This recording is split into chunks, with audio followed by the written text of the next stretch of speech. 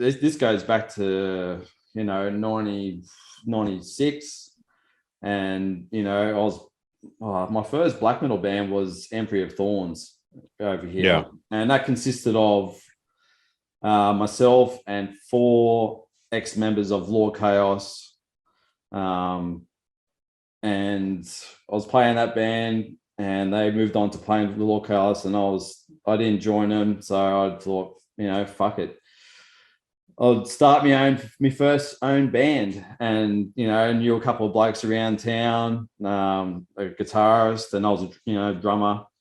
So we just, it was 2 of us, and then we met some other blokes. We had a shop. We got a shop here called the Rock Shop, and that was, the local.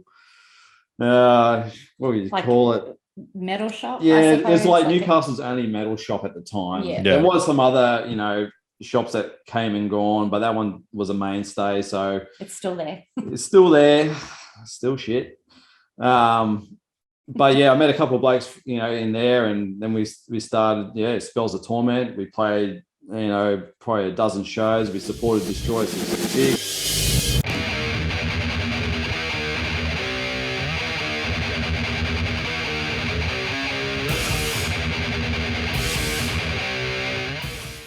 Greetings, everybody, and welcome to episode 158 of Into the Necrosphere. This week, I tracked down the reclusive Kelly T and Matt Priso of the Slave to the Underground podcast, and I forced them to cough up why they have been so quiet over the course of the past 8 months. Matt also spoke to me about his recently resurrected band, Spells of Torment. We spoke about life, love, black metal, and a whole lot more beside. Great having these two on the show. It's been one that I've wanted to do for a while, but I think the timing was just about right, and you'll find out why over the course of about a 90-minute long conversation. When that is done, however, no need to wallow in despair, because as promised last week, I will be doing a roundup of some of my favorite releases of the last couple of weeks, including new records by Jade and SPIRITWORLD, and then, of course, by popular demand, I will be talking about the latest news and news-related happenings in the world of metal. Last week, in spite of the fact that I turned in a over 3-hour epic conversation with my guest Svartalv Halvorsen, the Into the Necrosphere legions nonetheless complained about the lack of a news rant segment, and that of course touched the cockles of my heart. And so this week you are getting one and then some. I hear that there is a new Metallica single about, so we're almost certainly going to have to listen to that, and I'm pretty confident there's a fair bit more that we have to discuss. So loads coming your way over the course of the next 2.5 to 3 hours. Thank you so much for choosing to spend that time with me. And if you're new to the podcast, of course, this is your cue to elbow drop the subscribe button on your platform of choice. I post new episodes every Tuesday on YouTube, Spotify, Stitcher, Amazon, wherever you, or any reputable source of podcasts is where you will find me. You will also find me on the social medias. I'm on Instagram, Facebook, and Twitter. And of course, if you really want to show your love and support for the show, then head over to the Into the Necrosphere Teespring store. The t-shirts that are on that store right now are, as of this very moment, a limited edition. I'm planning in January to go in there and overhaul everything. I've got a couple of ideas for some new designs, and I'm going to take out all of the old designs. So you have a limited amount of time to get yourself an OG Into the Necrosphere t-shirt or a hoodie or a tank top or whatever else catches your fancy. Thank you very, very much to those of you that have done so already. All of the money that I make out of that gets plowed straight back into the show. And I have already made quite a few upgrades over the course of the last year or so. The camera that I'm talking into right now, the microphone I'm using, all of that comes from the support that all of you have shown for the show on the Teespring store. So thank you very much for that. Speaking of support, when you are done with this podcast and you're staggering around your house wondering, how am I going to get through the rest of the week without quality content? Fear not, because my fellow horsemen of the podcast apocalypse have you covered. On a Monday, Brandon Legion brings you Horrorwolf 666. On a Wednesday, Mike Hill, my brother, the frontman for the brilliant Tombs and Scorpion Throne, delivers Everything Went Black. He returns on a Thursday alongside his co-hosts Mike Scandato and Jeff Kashid, to review old and new horror movies on my favorite podcast of the week, Necromaniacs. On a Friday and on a Saturday, you've got some time to catch up on old episodes of Joe Rogan. You can check out Iblis Manifestations with my friend Cheyenne. Whatever catches your fancy, but on a Sunday, put all of that aside, because the Reverend Carl Hykara will be on hand to deliver the devil's message on the esoteric and occult-themed podcast Soulbox. So make sure you check out all of my fellow horsemen of the podcast apocalypse in my own inner circle of absolute badasses, and join us in the battle against shit content.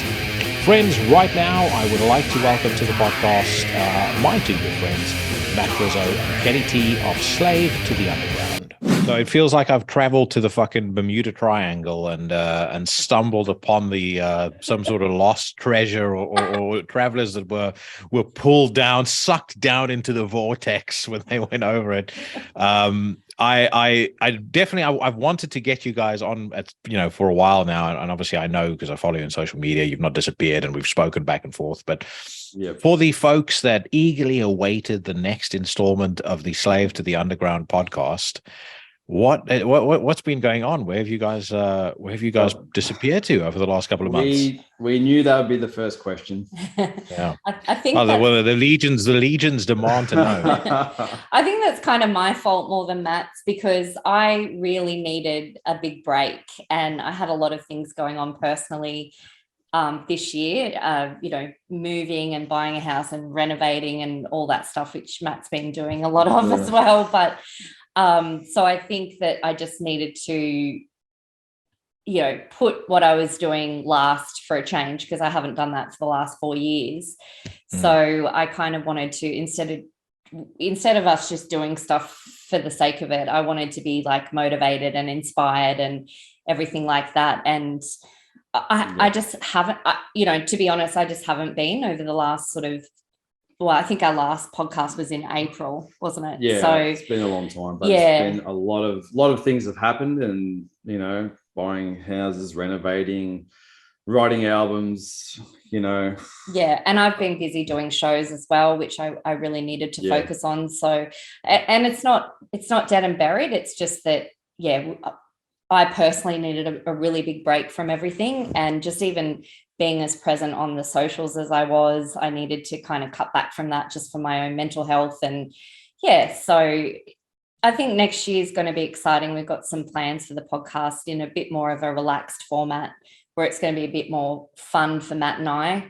And more visual, and not that it was feeling like a chore, but it's just going to be a bit more enjoyable for both of us, I think. So that's the plan anyway. And then no, I mean, I don't know if I've mentioned this to you before, but I did actually personally, I mean, I very nearly quit doing Into the Necrosphere on I think just around about episode 30. I was like, it was partly dealing with idiots from record labels. There were a couple of things that happened, and I kind of got to the same place that you did, and I was like, it's not an income stream for me. I do this completely for free. Yeah. I mean, I go out of my way to make it clear that I don't want any sponsors or anything like that. So, it just I got annoyed with the idea that almost in a weird way I felt like it was expected of me to do something, but exactly to your point, it was becoming a chore. And I kind of I pushed through, and I'm very happy that I did. But I can definitely empathize with getting to that place. I mean, I think a lot of folks sometimes don't necessarily, maybe Into the Necrosphere fans less so, but I've seen a lot of people, certainly from other, who are into other podcasts and stuff like that. They don't necessarily realize that, we don't do this for a living. We're not getting fucking rich doing a metal podcast. Like you guys are kind of in the same boat that I'm in, right? It's a niche within a niche within a niche. Yeah. There's not millions of people that are into, grim, occult laced black metal and death metal. So but there's millions of black and death metal bands knocking on your door. Review this, review that, listen to this, listen to that. And that's the thing too. That's the good thing. Yeah. Without them, this doesn't happen. But at the same time, you got to have some priorities in your life, and those breaks that you do have where it becomes it's not a chore, but it's you need that break, but it's also a time to rethink things and have some new ideas, maybe some just to reinvigorate, a reset. Yeah. Everyone likes change, and if you're doing the same thing over and over again, I think just it's human nature. We get a bit bored with it, and it becomes monotonous and so forth, and so forth for the listeners and stuff like that. So sometimes changing it up can invigorate what we do and the scene as a whole. As you can see with the different genres of metal, sometimes you got to evolve as well with it. Yeah, no, 100%. Yeah, and again, I can relate to the monotony, although I think I'm slightly insulated from that with Into the Necrosphere, because I mean every conversation tends to almost by design be quite random. So there have been times when I won't name names, but I've been an hour away from doing an interview, and I've sat thinking to myself, what on earth am I going to say to this person? Like I'm drawing a complete blank of I don't know what we're going to talk about. But then it turns out it's like an hour and a half conversation. It's like it just if as soon as I can find the angle on something that gets them talking, it becomes really exciting. So that for me is probably part of what makes me love doing it is the randomness of the conversations and the stuff that you pick out about people and the stuff that the direction the conversation takes. But I still, 100, and this is going to be episode 158. Wow. Probably almost to the episode. Yeah, I have that apprehension so often, and it'll be with like big guests, smaller guests. I'm like, I'm talking to such and such from this band. I love the band, but what are we going to talk about? What are you going to get? Yeah. Exactly. No, exactly. I think in hindsight, because I'd kind of been so relentless with my Kelly T black metal reviews brand, and I think in hindsight probably should have taken that break before we moved over to Slaves, but just excitement and trying to keep momentum going. But and work's been crazy as well for both of us, so as you say, like life gets in the way, and sometimes it's just more important to focus on that. So that's all it is. But we're still I'm still sharing things that I find. I might not be talking about it as extensively as I used to 12 months ago, but it's just my little way of saying I'm still here and go listen to this, but it's just in a bit more of a lazier way where I'm just sharing it to my story at the moment. But things will get obviously back. I was about to say young Matthew has been musically busy himself. I have to say, and I'm not hinting, right? I'll pay cash money for it. I fucking love that Spells of Torment t-shirt. Like as soon as I saw, I can't remember whether I saw you wearing it first, whether I saw Kelly wearing it first, but I was like, I have to have that. That looks fucking brilliant. Yeah, but so cool. It's a good one. It's just the album cover, but I'm actually just in trying to find a good t-shirt distributor that doesn't sell shit and that doesn't shrink. First wash. This is a pet hate of mine and Kel's. How much money does everyone spend on shirts? And we buy them from the US, whatever. It costs us $90, and then I'll wear it once, wash it, and that's it. And I'll pass it on to Kel because it's too small. But see, for me, that's a good thing, because women are always like, they're too big. So we're like putting them in the dryer, trying to shrink them. But they get that like really papery, shitty feel. It's like I actually went through a phase in my life where I threw out every single one of my band t-shirts because I was like, they're such shit quality. I can't fucking wear this stuff anymore. Like I feel ashamed to walk around wearing things that look like poor people's rags. It's like, and then it's that's I was about to say, so around. Yeah, so then the quality of the actual shirt got a little bit better, but again, I can see like just from the crispness of the colors, it's my kind of vibe. It look, I love the design. I would definitely send you one once the next run I do, because I only got 4 shirts made for this one just to test it, and lo and behold, it shrunk. So, and that's why I haven't like endeavored in selling them yet, whatever. But it was a good night to promo it, and once I get it right and make sure that what people will spend their money on is quality and doesn't shrink, and I know that they're going to wear my shirt over and over again, then I'll be happy, and I'll definitely put on, Bandcamp and so forth. Badass. And flog them off. So yeah. Now, that's where we're at. Give folks just a bit of background on the band, because this was something that you had done many years back and then decided now to resurrect it, if I'm not mistaken. Yeah, like this goes back to 96, and I was my first black metal band was Emperor of Thorns over here. Yeah. And that consisted of myself and 4 ex-members of Lord Chaos. And I was playing that band, and they moved on to playing with Lord Chaos, and I didn't join them, so I thought, fuck it, I'll start my first own band. And knew a couple of blokes around town, a guitarist, and I was a drummer. So we just, it was 2 of us, and then we met some other blokes. We had we got a shop here called the Rock Shop, and that was the local, what would you call it? Metal shop. Yeah, it was like Newcastle's only metal shop at the time. Yeah. There was some other, shops that came and gone, but that one was a mainstay. So it's still there. It's still there, still shit. But yeah, I met a couple of blokes, in there, and then we started, Spells of Torment. We played, probably a dozen shows. We supported Destroyer 666. And then we went to do the record. We got signed, and then our vocalist had to move to Queensland for work, and that's sort of when it sort of just fizzled out, because we couldn't get another vocalist around this area that was in the same caliber. We didn't want a screamo, and that was, back then, black metal was a very niche genre, as it was around the world, at that time.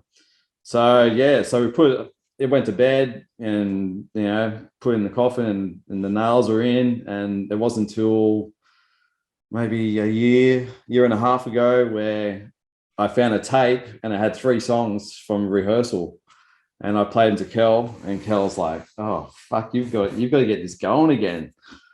And I was like, "Yeah, you reckon?" Because at the time I was playing Hatescape, I was playing, drummer, and halfway through recording the second EP, and then I thought, and I had enough of that, because it was turning metalcore, and it was a chore doing that second EP. I was like, I can't stand this. It's not my thing. I play extreme, and they wanted to get in the metalcore stage, which was hard because it was my band as well. Like, I formed it, and it was supposed to be old school death metal. Yeah. So I quit that, with Kel give me the push to go back to my roots. And so I got a couple of guys, and we had a full lineup for Spells. And then those guys, they had their other band, which they had to leave because they had like 30 shows to do this year, just because COVID finished and restrictions were died, and gigs were coming back. So I was like back to myself again. And I was like, is this supposed to happen or not? I think I created a monster. So I was like thinking about it, and I was concentrating on the art as well. I had a few exhibitions and stuff like that. And once they were done, I went, oh, well, I'm just going to have to put the sticks away and start and pick the guitar back up and try and do this myself. And then I got in contact with Drugoff in Queensland, spoke to him about it. And he was super keen, because it was, somebody that was 25 years old, and he's, pretty OG. And he was like, yep, I'm in straight away. So then I started writing, and I was, the first track that we released, Evil Power, that was written, I wrote that in, I think, 2 hours, recorded it, and sent it to him that night. And then the next morning, he went to the studio, he done drums. Mind you, the drums are done. We wanted it as raw as possible. I wanted that old school 4-track, late 80s, where it's very organic. You can hear everything. And it was all done in one take. So I played the guitar. It was all in one take. There was no processed motions involved. He did the same. He recorded the drums with just his iPhone, and that's how we done the whole. With his album. iPhone, just with his iPhone. So Holy that's how shit. we did. That's how we did the whole album. So we did that, and so that was Friday night, Saturday, and by Sunday night, I said, and I did the vocals on Sunday morning. And then we released it Sunday night. So it was all done in 2 days. And then we just went, always keep on going. Right. And it was made a decision. Let's do the album.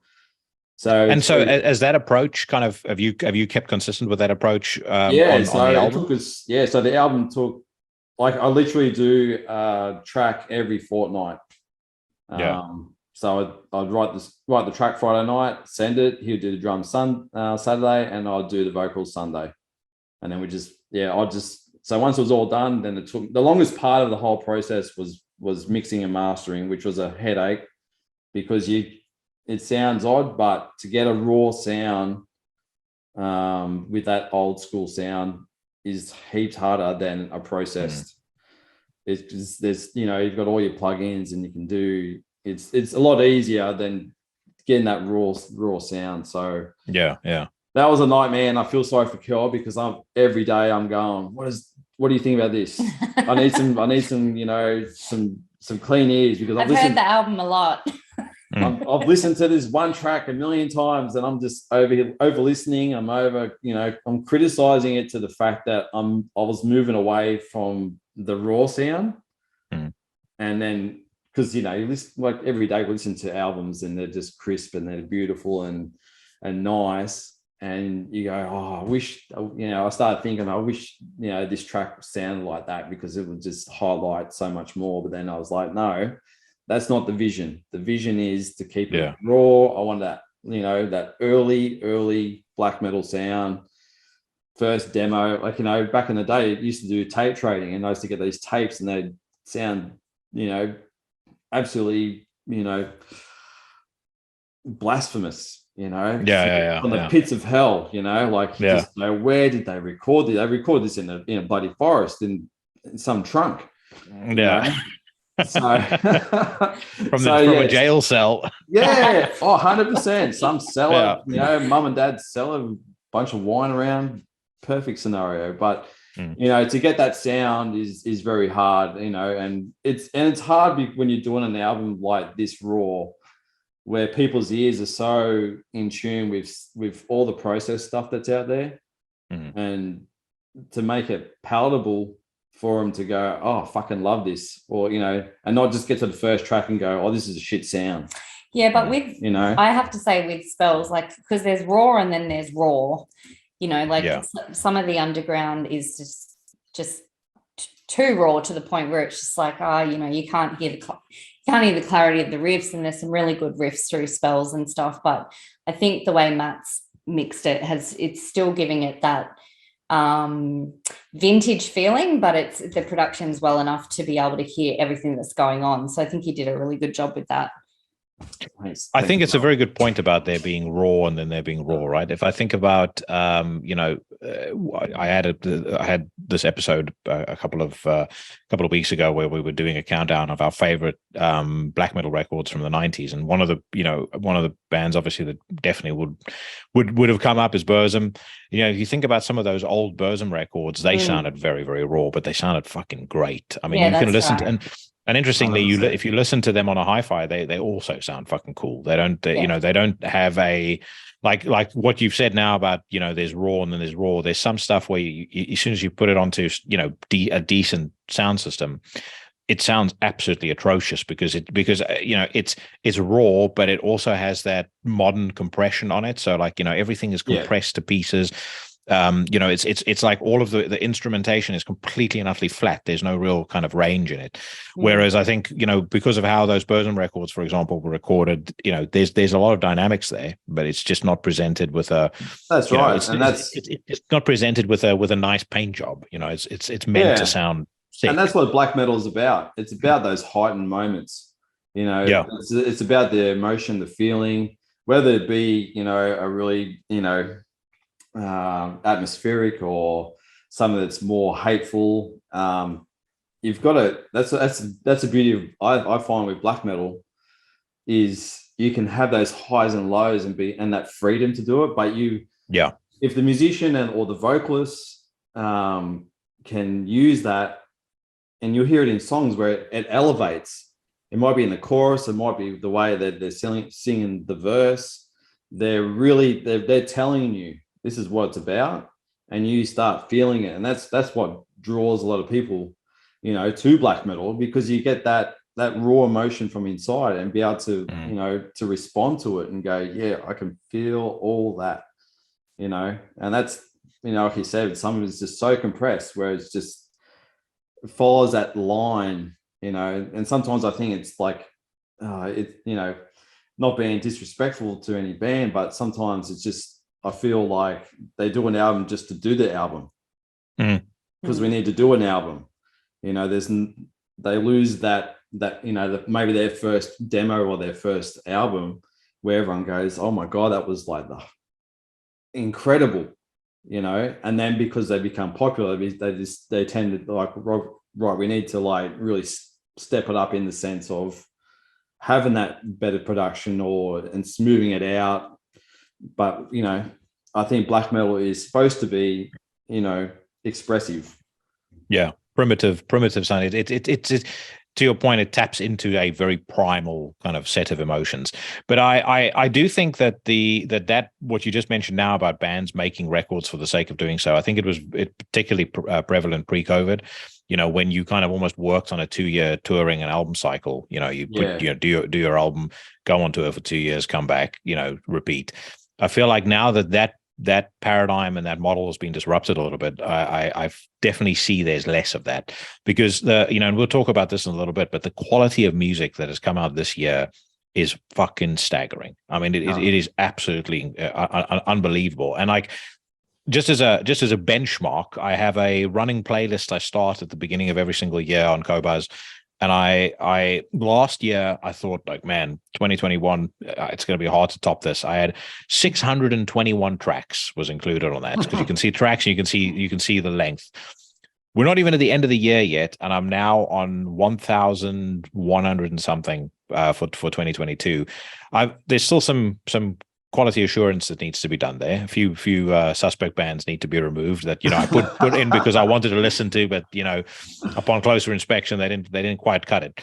But I mean, even taking them out, it's just been a fucking crazy year for good music. Like I just heard another band today, some like duo or 3-piece project from, I think they've got members in Spain and Germany. The band's called JADE. The song or the album is called The Pacification of Death, and I'll probably talk about it later on the same episode. But I was listening to that. I was like, firstly, this is a great example of why you don't do your album of the year lists until the following year, because there is too much good stuff that comes out towards the end of the year. Yeah. It's like, this is fucking insane. Like 10 years ago, people would have listened to this and gone, hands down, album of the year, no question. But then you go, there's so many other good things that have come out this year. It's like, this could very easily just fall under the radar for a lot of people. But in a way, that's fun because it means if we ever do hit some lean creative times again, ergo, the metalcore years of the early 2000s, we'll have a lot to go back to, and get some undiscovered treasure.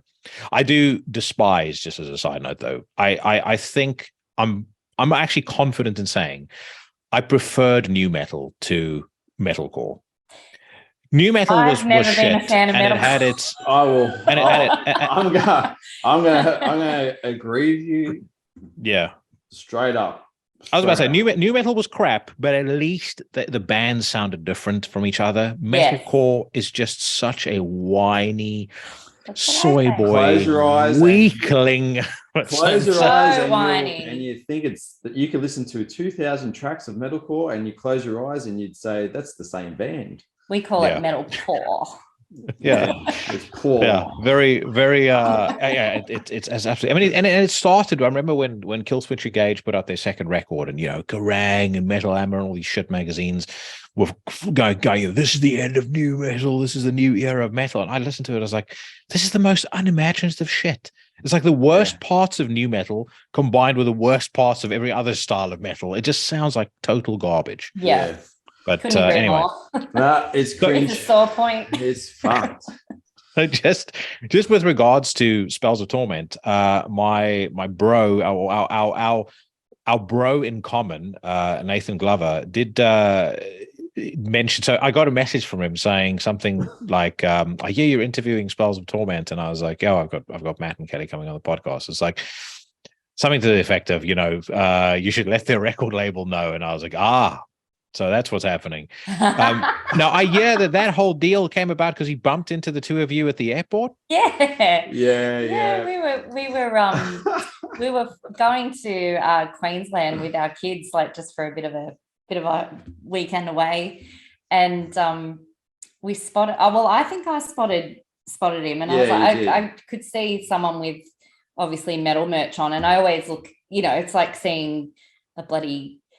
I don't know how to put it, but it's rare. It's definitely rare. Particularly in Newcastle. And and then he just came over and introduced himself, and that's pretty much how it started. Yeah. You can tell the rest. Well, yeah.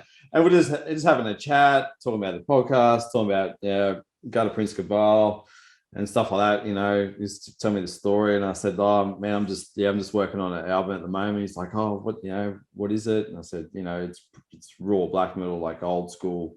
Just fucking classic riffs, and then I gave him a listen. It was like getting real loud because our plane was about to board, and here we're both walking, and I'm holding the phone. Holding the phone up to his ear, and he's like, "Yeah, I can hear it. It sounds good, but yeah, can you just send it?" Mm-hmm. I was like, "No worries, mate." But that was probably the end of the conversation about it, and I hadn't spoken to him about it since.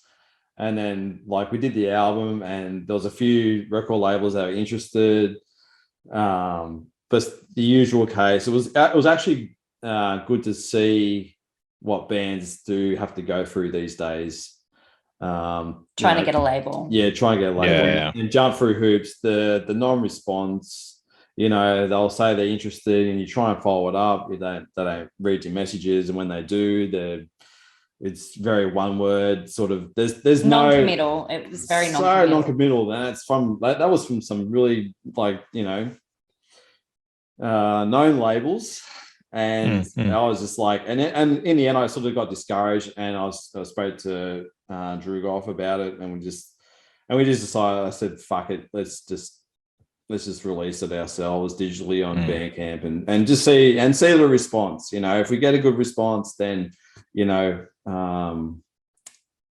then I might hit up someone, one of the labels, and gives us, I can go to a label and say, look, in the last month we've had 1,000 listens, and these are the people that have been asking, when is it going to be a physical copy and stuff like that. So and sure enough, we had that. We had a lot of, there's a lot of people out there asking for physical copies and so forth. So I'm not too sure. I don't think I reached back to Nath, but then I got a message like 2.5 weeks ago. And he just reached out and we had a chat. And so at the moment I'm putting the artwork together for a tape release, and I'll send it off to him, and then in the new year it'll be it'll be spinning on a tape deck. So I love what they're doing with Gutter Prince Cabal. I think it's it's real kind of DIY stuff, right? It reminds me of like the old school sort of DIY hardcore punk stuff from the 80s. But then you think about it, it's from every, I've had the pleasure of talking to a great many Australian bands and stuff, like newer bands and older bands this year. And one of the things that definitely comes out, especially when people talk about like what it used to be like, is that DIY ethic. And maybe it's just me that overlooked it, but a lot of, it doesn't feel like it's spoken of enough. That DIY ethic has been very, very prevalent in the Australian scene, pretty much, since the, dawn of Australian heavy metal. So in terms of the the things that influenced Spells of Torment, obviously we've spoken about Burzum, but kind of what inspires the music aside just from straight evil, devil Oh worship. yeah. So Like, the music side is like, I started listening to metal when I was 13. So can't remember what year that was, 93, 92 or something like that. So it was just the mainstream stuff, your Metallicas and your Anthrax and all your great thrash bands, Overkill. So I had that influence, and the guys I was hanging with at the time that took me on, because I was pretty much homeless. They were all just thrash and power metal, and that was and some death metal, and so that's all I would hear is these, all these classic riffs of the thrash area, the Bay Area, and then when I first started listening to death, I was first album, I think it was the first album, first D-side album. From what I can remember from back then, I was just like sold.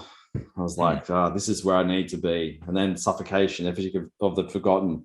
I was like, that was my unholy grail, I should say.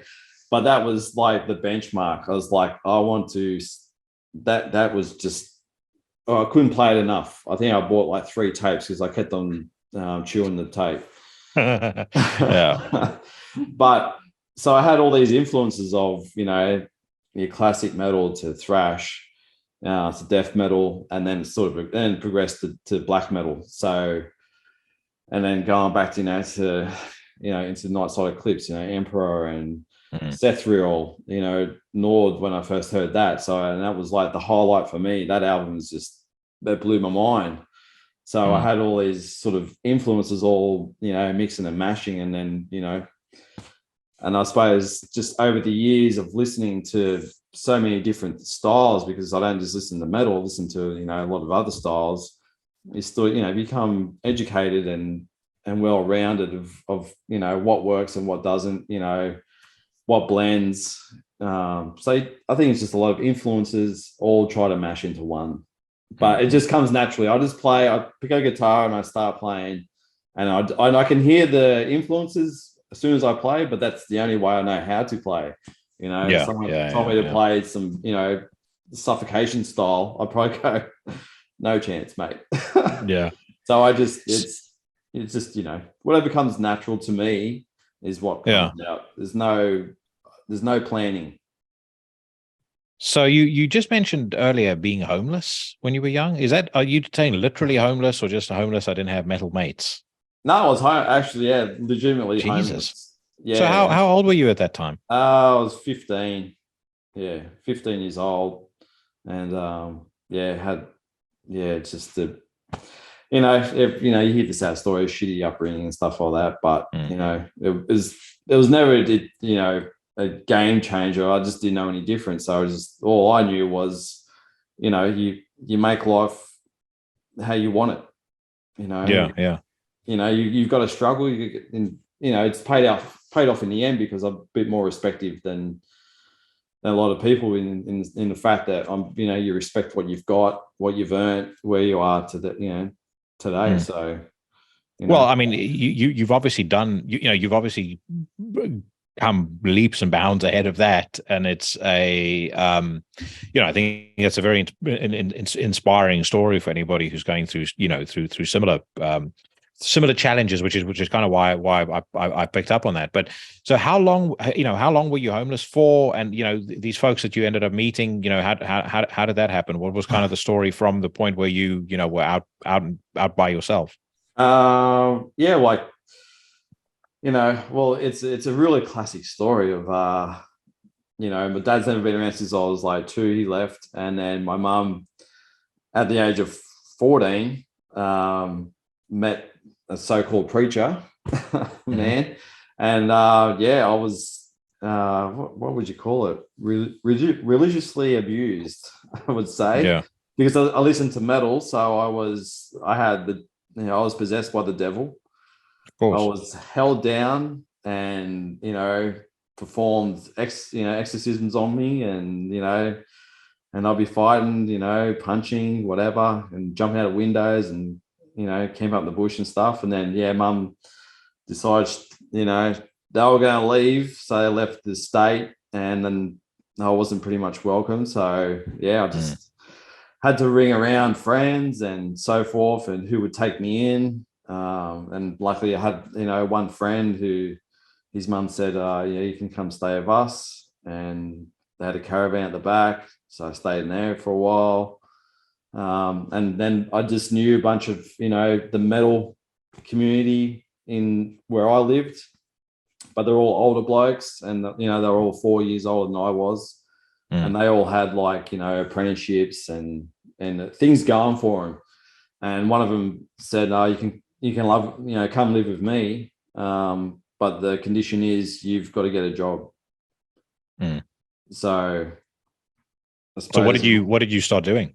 I went to the local supermarket and put my name down, and just and I got a call up like a week later to do an induction and stuff like that. So did that, and next thing you know, I was starting at 3 a.m, packing shelves till 9 o'clock, and did that every day. And yeah, if it wasn't for that, for that guy, get me to be motivated and do something to earn your keep, then are you still in touch with him? Yeah, I'd see him every now and again. Everyone sort of goes their different ways and so forth. But they have like once a year they have in where I live. There's a guy, and he's from a band called Ilium, which is a power metal band. I think they do it right in Europe, with sales and stuff. But they hold like a shed metal, they call it, where all the old school guys around Newcastle get together and have a metal night, and everyone gets to play a track each, and we play quoits, and it's just a bit of a get together. So it's probably the only time that it sort of everyone gets together with the old school folk. But but always, always tell him how, we always have that discussion, how appreciative, those moments were and how good they were, like sleeping on a mattress in one of his rooms, that's all I had. And I had the old, if I could take it, if I could paint it, I would, because it was the room was painted black. I had candles everywhere, had me pictures of, Emperor and, all the gods. And I'd, like this, I have, inverted crosses everywhere. And, I think I was the evilest man alive. Yeah, I was about to say, wear my spikes to bed. I think honestly, like, because I find Matt's story very inspiring, because I think, and I know a lot more to the story about Matt's upbringing, and it wasn't nice. And I think that Matt had two choices: to be a victim or, overcome it and be a survivor. And he's just totally been a survivor and gone on to do amazing things, not just with his art and music, but also in his career and as a father, and it just goes to show that. I feel like you are, and he's a strong dude and strong-minded dude, and I find it very inspiring, and I look at my childhood, because I had all the love and a great family, which Matt knows my family, and they're amazing. But some people have it really rough, and like you say, Jackie, people are in that situation today. So if they can take some power from Matt's story, then that's great, because that's the good thing about having these upbringings, whether you've had it as well or not. But it's, when you do meet people in your everyday life, and you can, the younger generation, and like Hel said, it's that 50%. I always say it's the 50% that actually do the opposite of what they've brought up in. It could be a violent, household, and destructive to their upbringing, and then and they know that it's wrong, and they, you consciously say, when I'm old enough to move out and have a family, it's going to be the total opposite. Or you can have that 50% that think that's the only way. That's the way that, and they're the very influential people who see that as right, whether it's a abusive father or mother or brother or sister, whatever. They just think that's the normal, and that's how you treat other human beings and so forth. So if you do, this is for everyone out there, if you you see that, you notice that in someone. Sometimes someone, those people just need to be put aside, set aside and have a chat with them and go, you don't need to be like that, and you can tell your story or someone else's story, but your life is what you make of it, and everyone has a chance. Everyone has a chance of getting a job. Everyone has a chance of doing training, of upskilling, or learning guitar or, drums. How many times you hear someone go, I wish I could play guitar and be in a band? It's like, well, why can't you? I'm about to say, pick up a guitar and start practicing then. Yeah. 100%. That's how we all learn. Yeah. I've never had a lesson, but it's just because you have an interest, and that's the first thing. That's the first step, whether it's, interest in working at the Lego store or, or being in a band. Fight for it. You can do it. Show the initiative, and you can do great things. So, that comes down with, I sometimes I go, I don't give credit to myself very much, because I just think it's, I don't know. Sometimes I just go, it's not that amazing. And then Kel will go, what the fuck are you talking about? It's fucking, you're nuts, and then it's a bit of a reality check and go, hang on, like, it is pretty good. Like, I'm pretty proud of what I've achieved. So, yeah. Well, it's like, I think it's the right thing to do is not constantly look behind you, but I think sometimes it is good to kind of stop and take stock of how far you've come, which it sounds to me like, Kelly gives you at least some perspective on that, because it is. And I'm always fascinated by people's stories, because, I generally like kind of observing people and observing how, different folks act. And I think a lot about, why, particularly, if you think about the state of the modern world, why do people behave the way that they behave? Why do they think the way that they think?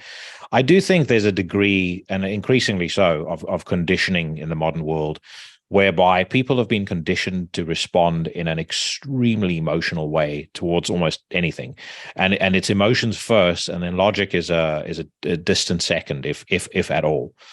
And so whether that's about religion, whether it's about things that are political, their immediate response is completely and utterly reflexive, and then it's very difficult to kind of get through to them. And there is a very, very select group of people that can see past that, which to me, it sounds like, assessing your own situation, you have done that. And I think you should be very proud of that, mate, because I really do sometimes, I not to, sound like an elitist or anything that I'm not, but I genuinely believe, as I've met more and more people, it's a very, very, very small group of very small minority of the human race that is actually able to assess a situation and break free of that conditioning and break free of that kind of slave programming. Totally. And again, that it applies to so many different facets of life. I think a lot of the woke shit that you see out in the public sphere, I've mentioned this to a lot of people on this show. To me, that just replaced religion. The human condition is to need some sort of crutch, or to need some sort of guiding light. And it doesn't matter whether that guiding light comes by way of a crucifix or a fucking LGBTQ flag. They have to cling on to something that gives their life some sort of meaning, because they don't have the mindset to provide themselves with a meaning or provide themselves with a direction. And I think, you even see, unfortunately, you even see that in the metal scene. Like I always, when I look at some of this, the stuff, especially on like social media. So it's interesting what you mentioned, Kelly, about social media, and I want to talk about that in a second. Do you look at some of the fucking bullshit that comes up on like metal Twitter or metal social media, and you think to yourself, I remember taking great offense when I was a young man to a spoken word show that Jello Biafra did once, where he said, no gym teacher could ever get as many people to dress alike as a metal band can to their fans. Yeah. And I thought to myself, how dare you? We're independent people. We think for ourselves. And then you look at it, you go, with COVID, was there a lot of people thinking for themselves in the metal scene? No, about a whole bunch of things. So I don't think even, I've kind of detached myself from that mentality as well. I mentioned before, the podcasts that we both do is a niche within a niche within a niche. I think you have to add an extra niche onto that for the people who actually respond to your content and respond to you as a presenter. And certainly I know that from this show. The listenership has grown pretty exponentially. But still, there's a very particular kind of person that likes what I do. And anyone who doesn't like it is, I mean, I don't even think they bother to engage with me in debate. I've had a couple of people try and, nag at me about stuff. I tell them to fuck off, and that's the end of it. But yeah, that's a side rant. But just on the social media thing, because I know you guys have had some strong views on that on your own podcast as well. What is some of the craziest or the wackest behavior that you've seen on your own? I mean, I was about saying, Kelly is going to have the horror stories. Yes, that was ages ago. Though, I've not had bare breasts sent to me at random on my social media. But yeah, no, I can only imagine some of the fucking crazy stuff that you've seen and heard. I feel like it's settled down a lot since I went from Kelly T Black Metal reviews to Slaves. It's settled down a lot as far as like people sending me things and guys trying to go, oh, you're pretty. Like, do you want to, and they're from fucking El Salvador or wherever. Like when it doesn't matter where they're from, but I mean, like, as if we're ever going to meet, Yeah. But I think the biggest thing with social media that shits me at the moment is more just the rubbish that's on there. For one, it just gets to me. I feel like I get on there for like 5 minutes and I just have to get off because there's just so many people having a whinge or a cry. It's like just airing their laundry on social media every 5 minutes. And you see bands do it sometimes too, and that's kind of disappointing because it's like, oh, that's not the place for a band to be kind of having their little meltdown or whatever. But I feel like this is probably digressing a little bit because really I haven't been as involved in the social media as I was a couple of years, like say 12 months ago. As I said, I've just been getting on, doing what I need to do, sending a couple of messages off to people, and then I'm off. Yeah. And I felt like I just had to do that. I just needed a break from it all. And but I think like maybe 2 years ago, and it's probably pre-COVID, that the underground scene particularly, which is what we're sort of heavily involved in, it was kind of different. It was a little bit more camaraderie, and there was a lot more support. So you would see the underground really supporting each other, and it was a two-way street. Whereas I feel like at the moment it's quite like there's a lot of people that have jumped onto the black metal bandwagon, maybe thinking it's kind of like it's a fad or whatever. And yeah, there's just that support doesn't seem to be there as much. It's sort of everyone's in it for themselves. People aren't following people back, and they're just trying to, they're buying followers or whatever, and it's kind of disappointing. But I was talking to Jonas from Hellgoat the other day. I'm not sure if you've spoken to Jonas before, Jackie, but no. He's a really cool dude, and he sort of said to me, these people that are kind of like they're hipster black metal people, like he said, they will get bored of it eventually, and they'll leave the scene, and it will just be the ones like yourself, Jackie, and us, and the true bands that are really in it for the passion, not just for the fad. They'll be the ones sort of left standing. So that kind of made me just feel a bit more rejuvenated. Well, it's like when we were, because we're all kind of roughly the same age, I'm guessing. Yeah. And I saw an awful lot of this when I was at school, especially, right? You have these kids at school that are total losers. No one wants to be their mate. They stink. They just look like, 5 pounds of shit stuffed into a 10-pound bag. And so they end up gravitating towards the metal circles, because metal, for, all of the fucking pontificating about it's misogyny and the racism and all that sort of stuff, which I've never seen in, over 30 years of listening to this music. Certainly not to an extreme degree, but anyway, it's a very accepting scene. Like, generally speaking, it's almost like you said earlier about if you see someone in a metal t-shirt, it doesn't matter who they are, there's kind of a nod and like, I like that. It could be a fucking Metallica t-shirt sometimes. It's like if you're wearing a Ride the Lightning t-shirt, I'm like, I like the look of that. Yeah, exactly. It's worth the sale. But what? Yeah. Exactly, but they want to belong, so they kind of come into the scene. Then, weirdly enough, they're always the ones with the most extreme behavior in the scene, and then 4 years later, they're gone. Yeah. And you bump into them in the, down the street. I mean, again, I had this with at school a lot, which is what I'm referencing specifically. Hey, what's going on? Blah blah. Are you still into this music? Are you still into this? Then, or you still going to go watch bands? No, I grew out of that.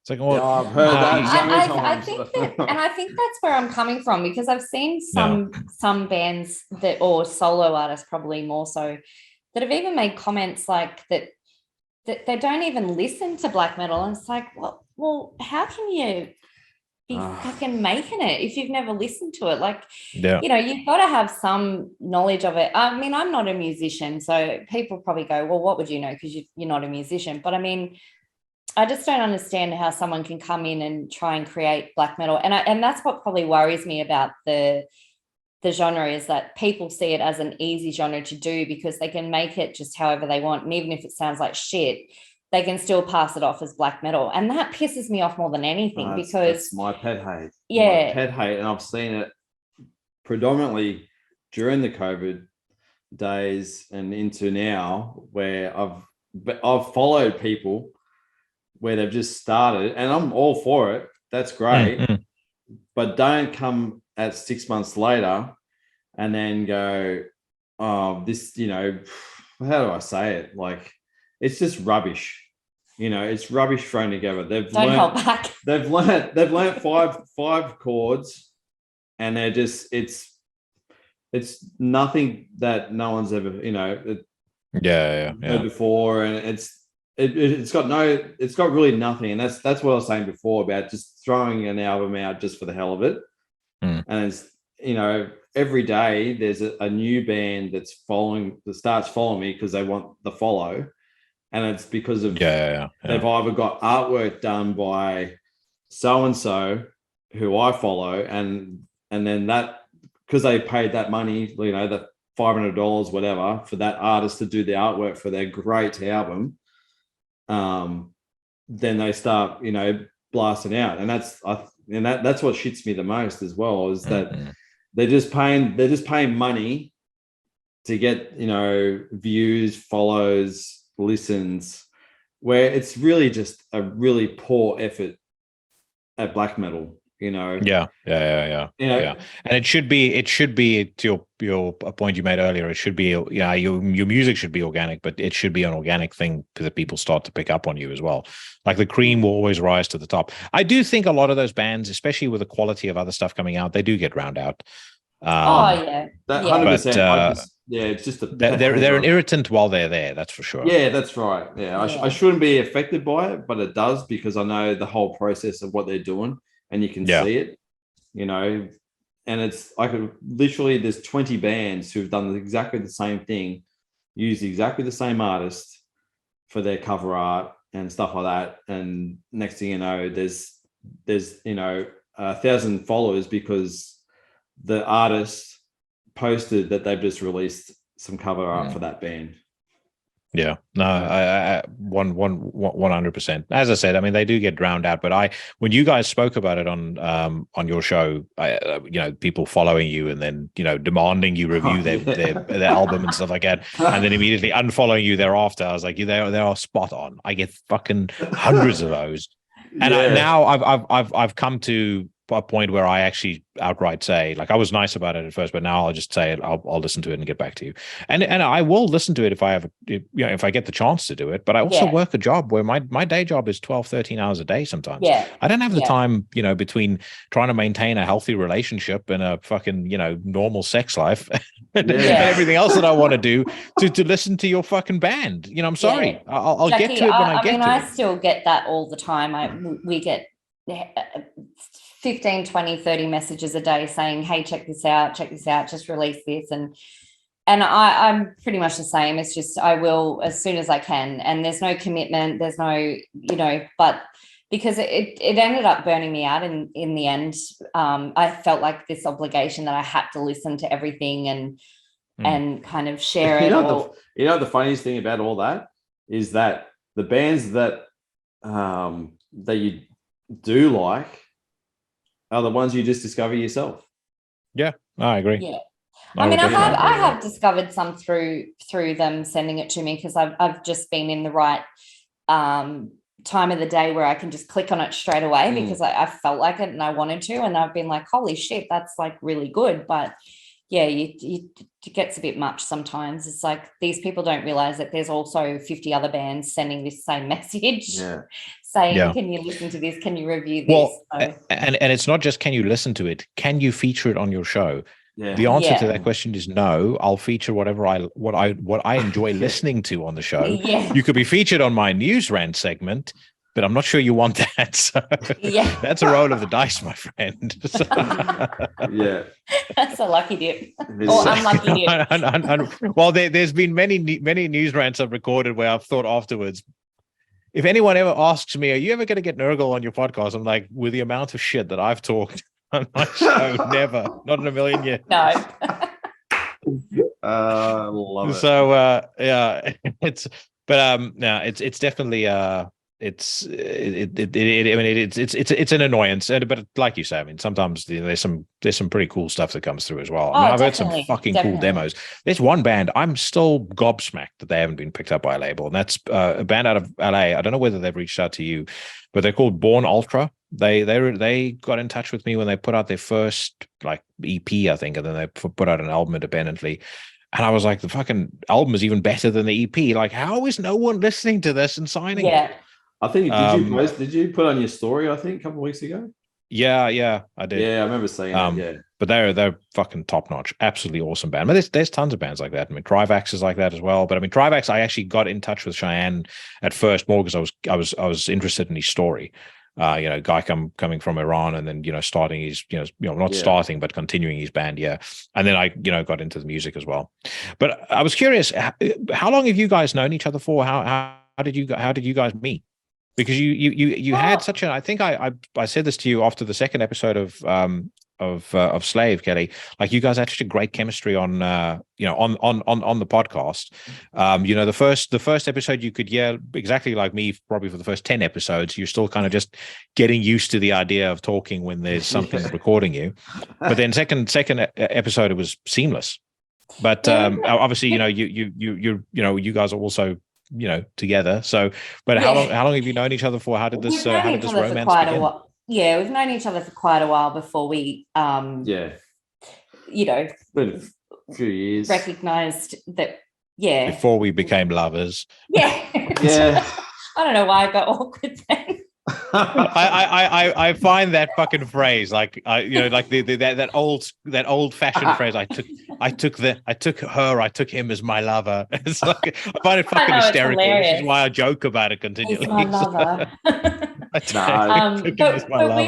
We would always just like, all our conversations would be about music, and even now, like a lot of our conversations is what we've listened to, or it's usually centered around all sorts of stuff, but there's always music talk. And we would sort of sit down and have a drink, and we'd just be like having these big conversations, and then we're like, we should just record ourselves and just do this on a podcast. So and I guess us being good mates too beforehand, that chemistry would have shown through for sure. But just everything that you could think, that we're aligned with everything, even coming down to occupation was just like both mechanical backgrounds, everything. So I mean, there's never a dull moment. There's always something to talk about, and there's and we just agree on everything. So he's a good guy. It's but it's just it's like any relationship. You got to have understanding, which is number one. And appreciate who you've got in your life. Well, this is a lesson I only learned much later on in my life, and much to my detriment. At least my detriment at the time, because it obviously resulted in a divorce for me. I didn't meet Paige. My fiance is 15 years younger than I am, so I definitely didn't meet her at school. But it's but what I've learned is it's I think when I was younger, I had this idea that and you guys obviously have a lot in common, but I had this idea that having things in common is kind of the be all and end all. And I think what I realized as I grew older is I think relationships occur on two levels, right? There's things that you have in common, and that has definite value. But the most important thing is it's almost like your operating system. Like we all have like if you use the analogy of cell phones, you've got Android phones, you've got iOS, whatever whatever they're running in China. So you've got these different operating systems, and your operating system with somebody has to be compatible. Like you can have someone like Paige and I. What do we have in common? Like, I mean, we both love eating, and we both love. I mean, there's like we like the finer things in life. She doesn't listen to the music I listen to. I really probably call my taste in movies more torment than anything else for her. So it's like, it's not like it's not like we've got a bunch of stuff in common. But I said to her the other day, like we've been together for 5 years now. I said, I'm sometimes, and I mean this in a nice way, I'm sometimes amazed that you and I never seem to run out of stuff to talk about. We never run out of stuff to talk about. We spend an extraordinary amount of time in each other's company, more time than I've ever spent with another human being, like in close proximity, together all the time. And I'm, after 5 years, I'm not tired of you. I still feel absolutely just as in love with you as I felt, in the first month. Oh, that's beautiful. And it had to, like I said, it's that blueprint thing. I think if you approach life in a similar way, you think about life in a similar way, I think you're more guaranteed of success in a relationship than you do if you just base it on, okay, well, we have X, Y, Z in common. Yeah, definitely. Oh, 100%. Yeah. But you could see that come through on those episodes that you guys did together as well. Like you could see the blueprint alignment. We definitely have blueprint 100%. Alignment. Yeah. That's like I was saying. You've got to be. I think you've got to go through those. Divorce. Like we've both been through it. Like in yourself. Like you sort of understand yourself. Yeah. And you at the time you sort of give up the whole fact. You go, there's no one out there that's going to be that's right for me. And it's that at this age you're not looking. Like I was never looking. You just need a break because I had 20 years of torment. It's a good song title. It's a great 20 years of torment. Spells of. Someone write that down. Someone put a fucking spell on me, I'll tell you that. Yeah. But yeah, and when it does happen, it's organic. Yeah. It's organic. It naturally just naturally happens. You can't control it, and it's right, and you can feel it. You have this respect and you have this understanding, and like you and your partner, like you're interested in what they've got to tell you, and vice versa, and you have that understanding that we might have the same interests, but we're different people, and we look at things differently as well, but we sort of come together, and two ideas might be okay, but when we get together, that we have that idea just blossoms into something that I never thought would be, that amazing, and just go, wow, and we do it all the time. And it's those little moments that you just go, this is the most amazing person. Well, I think about it often in the context of, I don't have a son. I just have a daughter. But if I had a son and I had to give him advice, based on what your dad has learned, I think I'd be curious to get a woman's perspective on this, but you've touched on something that got me thinking about this, Matt. So I think as a man, again, one of the most important lessons I learned post my divorce, because I went through a divorce and I went through a really kind of rough, not breakup. I'd say I'd call it charitably a romantic disappointment. So, and you go through that period where you're like, well, I'm just going to be alone forever, blah, blah, blah. Yeah. I think the turning point for me came as I realized as a man, the most critical advice you could, if my son came to me and he said, Dad, how do I succeed with girls? And how do I get the girl that I like? I'd say to him, first and foremost, stop thinking about that completely. Spend all of your time focusing entirely on becoming the person that you ideally want to be in your mind, like that idealized vision of yourself. If that's someone that looks like Arnold Schwarzenegger on Predator, then start going to the gym. If it's a fucking rocket scientist, then make sure you're studying. If it's someone who's rich, then start hustling. But figure out in your mind what is the idealized version of yourself.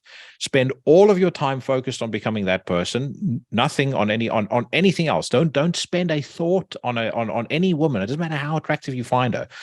But if you start doing that, then you're going to find that in your life there'll be so many women interested in you. You're not going to know what to do with yourself. And then when you finally meet somebody that you really like, who really kind of who you click with, you're going to allow them into your life because you want them there, because you feel they add value, not because you have a need for the person to be there, not because you feel like you're Tom Cruise on fucking Jerry Maguire, you complete me bullshit, like all that stuff. That's more conditioning and more brainwashing. It's the worst thing possible to happen to young men is being indoctrinated with that garbage, because it's fucking unhealthy. No woman finds that attractive. So, when you get to a place where you then allow that person into your life, it's going to be much healthier. It's going to be a healthy relationship. Totally. Because, one, they're going to respect you far more. Two, you are your own man. And most importantly, you're going to know in the back of your mind, like, this is the man that I was when she met me. This is the person that she fell in love with. There's no need to change or adjust or adapt. When you feel like there's this gaping hole in your life that you have to fill, that's when you become, these coddled, broken men. Which again, as we've all witnessed, and this isn't a fucking episode of Dr. Phil, but that's the pathway to a relationship disintegrating. Because again, I've seen that loads of times as well. Like, woman kind of pushes and pushes and pushes the guy, and he adjusts and he adapts, and then 2-3 years in, she's like, "Oh, you're not the guy I fell in love with anymore." And this fucking idiot doesn't know what happened. He's like, "Well, I did everything you wanted." It's like, well, that's the problem, you fucking dope. Yeah. Exactly right. Exactly right. We want to please. We'll change. And women do the same. I think there's that happens in women as well. Yeah. I think it comes down to the person. But I personally feel like you don't become mature enough to think like that. And it's bad to say, but until you've gone through some shit and it's that wake up call and go, hang on, that's not who I am. That's not who I want to be. And this is not who I want to be with. And unfortunately, sometimes, you can see, people get married at 21 and 22 and 23. You're not even old enough mentally to know what kind of person you are. I don't think. There's still life challenges. There's still life challenges. There's still things in your life that you haven't even narrowed down yet. You're not even close to narrowing down. So as much as we want that perfect, you do see it, small minority. I was about to say sliver that do get it right the first time, but it's probably just by chance. That'd be my parents. 100% her parents. But I didn't know. I didn't know until I was in the 30s, and I was like, look in the mirror and go, what the fuck are you doing?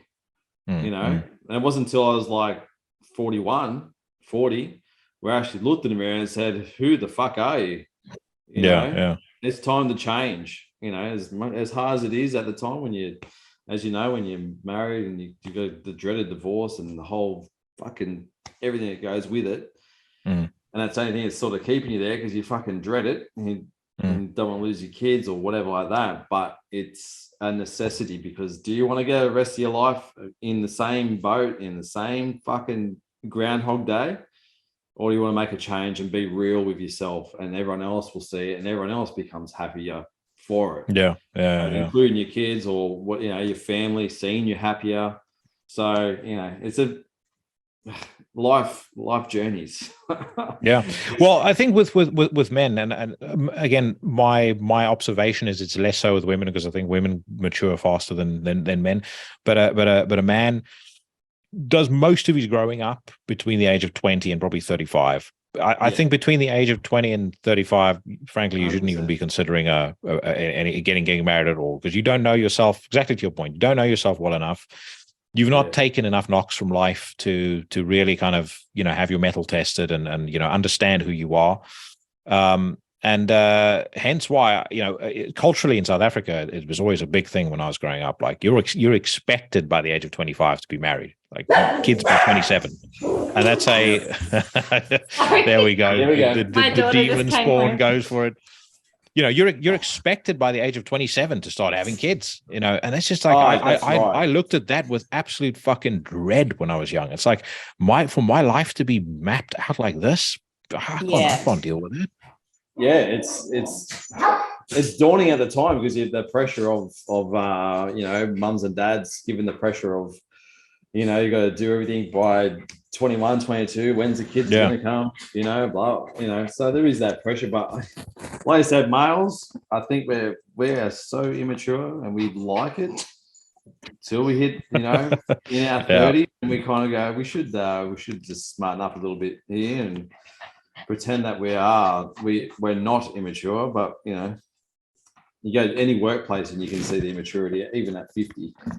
That's without it. I mean, that's the thing, right? And I love some men are too, you see it very, very much in English corporate culture. Some men are too weak to ever have that conversation with themselves where they look at themselves in the mirror. So what happens is when they get a bit of booze in them, or when it's the office Christmas party, that's when they act out. They pawing at the younger girls and acting like fucking scumbags, and you go like, well, this is you. As I said, being too weak to actually go, well, look, I'm unhappy in my current circumstances. So then you start lashing out as a result. Yeah. But anyway, who is the guest appearance that we just had? Sorry, that was my daughter. No. She just not your daughter. I've seen her this before. Is Bindi. And okay. Bear is over there. Bear's like a stuffy cross, but he's the biggest wuss. But this one rules the roost. Yeah. Oh, here he goes. He wants to get in as well. Yeah. Yeah, we have a Staffy Pitbull cross. So Bailey is a Staffy Pitbull cross. You would have seen photos of her, no doubt, on most of my social media is awash with photos of her. She is also a wuss. We've got a little rescue kitten that she is fucking terrified of. Absolutely terrified. The kitten hisses at her, then she runs into the bedroom and gets on our bed and sits quivering. So but they're unbelievably sweet dogs. This one's the boss. She's the boss. He's a big baby. Yeah, but he's the big softie. Yeah, we got Bear. How old is he? So Bear's nearly 2. We got him a couple of months ago. His family were moving. Well, they told us that they were moving overseas, but we think he might have just been a COVID dog, and it was all too much. So, but he's such a good boy. He's so gentle and a good guard dog, but he doesn't bark, and as in just for the sake of it, like this one sometimes. But he fit in like immediately, didn't he? Like our first night with him was like he'd been with us forever. So you got the perfect combination there, though, because you got the alarm and then you've got the muscle. So, well, that's how it works. Yeah. He's the bodyguard, and he's very protective of her. And she knows now, because now she'll bark because she knows she's got backup. Yeah. But they're good company for each other. Yeah. So two last things, and we can wrap it up. So firstly, I know I was railing about not doing album of the year lists, too early, and I'm not going to put you on the spot. But what have you been hearing in 2022 that has kind of stuck with you? It's caught your attention. Might be a contender for a more formal album of the year list. Oh well, you know what your contender is going to be. I definitely going to be Norjaval. I can't go past Norjaval. You like it? Yeah, it's fucking brilliant. I love it. I absolutely love that record as well. I absolutely love it. From the first track, they released a single first up, and I was like, oh my god, like this is gonna be hard. If the rest of this album like this, I'm gonna be, geez. And then it came out, and the first track, I was just like, how do you compete with that? How does anyone compete with that? Yeah. So, for the more mainstream, that's definitely, my number one. I can't surpass it. As a drummer as well, it's just bullshit. It's next level. Absolute. Yeah. It's absolute next level in the black metal genre. Like, he's a veteran, and he schools all of us. You know. So, and then I suppose in the sort of, let's say, Underground, the mid tier underground, which is Order of River Cathedral. Actually, no, I have love heard that, that. Jackie. Yeah, Yes. Nathan sent that across to me, and I must confess I've not spent as much time listening to it as I should, but I have heard the record and I did like what I heard. Yeah, so the first album, the first sort of demo, Discontinuity, it's it's by far my favorite. It is, mate. Like I said, I recommend anyone to listen to that. Like all the new albums, bullshit as well. But the first album has this authentic, just has this different. It's only two guys, and I don't know who they are. Apparently, one of them is a prominent member from a prominent band, from what I've heard, and he just calls himself 12. But he does everything except for the vocals, and just they're from Italy, and they're just amazing. So I can't get enough of them. I've actually got them on the compilation as well that we're doing at the end of the year for Christmas. And Underground, it's a hard one. It's like it's so compressed. I can't even. Well, we don't want to say too much anyway, because we're going to do our top 20. But yeah, there's a band called Spells of Torment. Yes, of course. Have you heard the latest one from Diabolic Rites? Those guys are from Adelaide, Jackie. No. Raw Satanic Attack. You'd love that. It's very it's a pretty aggressive, relentless black metal album, and I think that whole Adelaide black metal movement has always been a big thing here, and those guys just play so hard. I'll send you a link, but that's definitely I was really looking forward to this release. And they have not disappointed. They've just been touring Australia as well, parts of Australia as well. Filthy. And The Negative Plane by The Pact. Fantastic. Absolutely fantastic. I mean, incredible. I don't want to say where that one's going to sit, but I said to Matt, I can't believe we have, because we talk about so many albums and sometimes we forget about which ones we've shared and talked about. But that album for me is just like, I don't know, it's just amazing. It's so old school. There's these like, I don't know, it throws sounds of Venom sometimes, but there's bloody Motley Crue riffs in there even at times. And I don't know, it's just a really obscure, deadly album. I absolutely love it.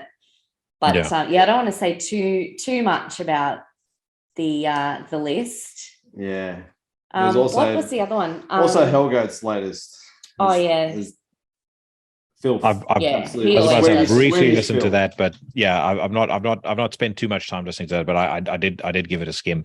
I'm surprised that I'm not hearing mention of the greatest Australian extreme metal ambassadors going today, and that is Werewolves, because that last album was fucking brilliant, absolutely brilliant, and I'm so stoked that they're getting the chance to go out and play with Mayhem. Are they supporting Mayhem? Are they? Yeah. I didn't know that. So it's Mayhem, Ulcerate, Werewolves, which is a fucking that's absolutely so cool, because we're going to savage. Mayhem. Yeah. Also I was about to say. Cool. On the Perf League, you've also got the Führer as well. Oh yeah. Yeah. So he's absolute weapon. That guy. Yeah. No, which is we had to listen to Campher's new album too the other day. Yeah. Amazing. Which I was, well, Jackie, I was really, because I'm a big fan of Camphor, and Odeon's Manifest was a big album for me. So I was kind of expecting like more.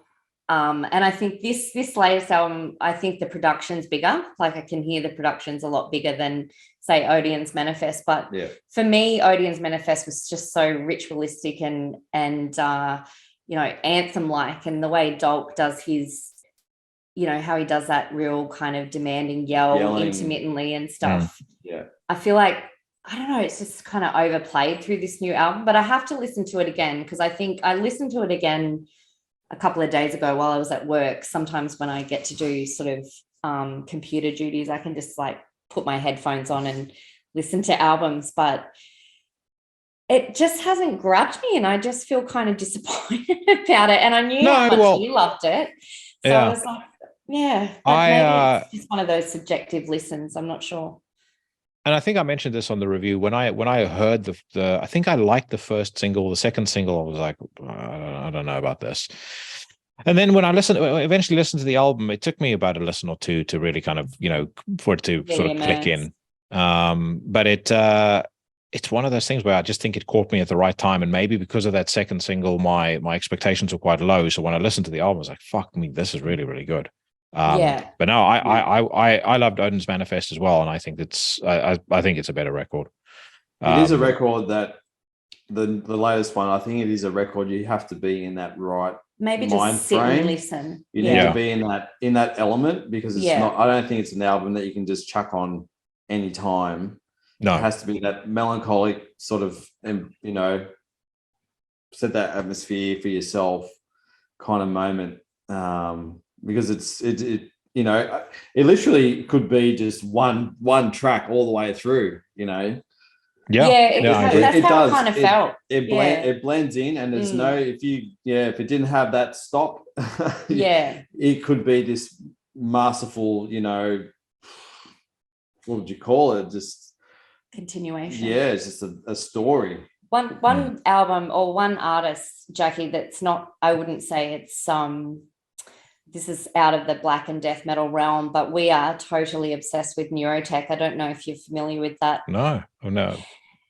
I'm going to send you his stuff, because this artist, he's from Sweden.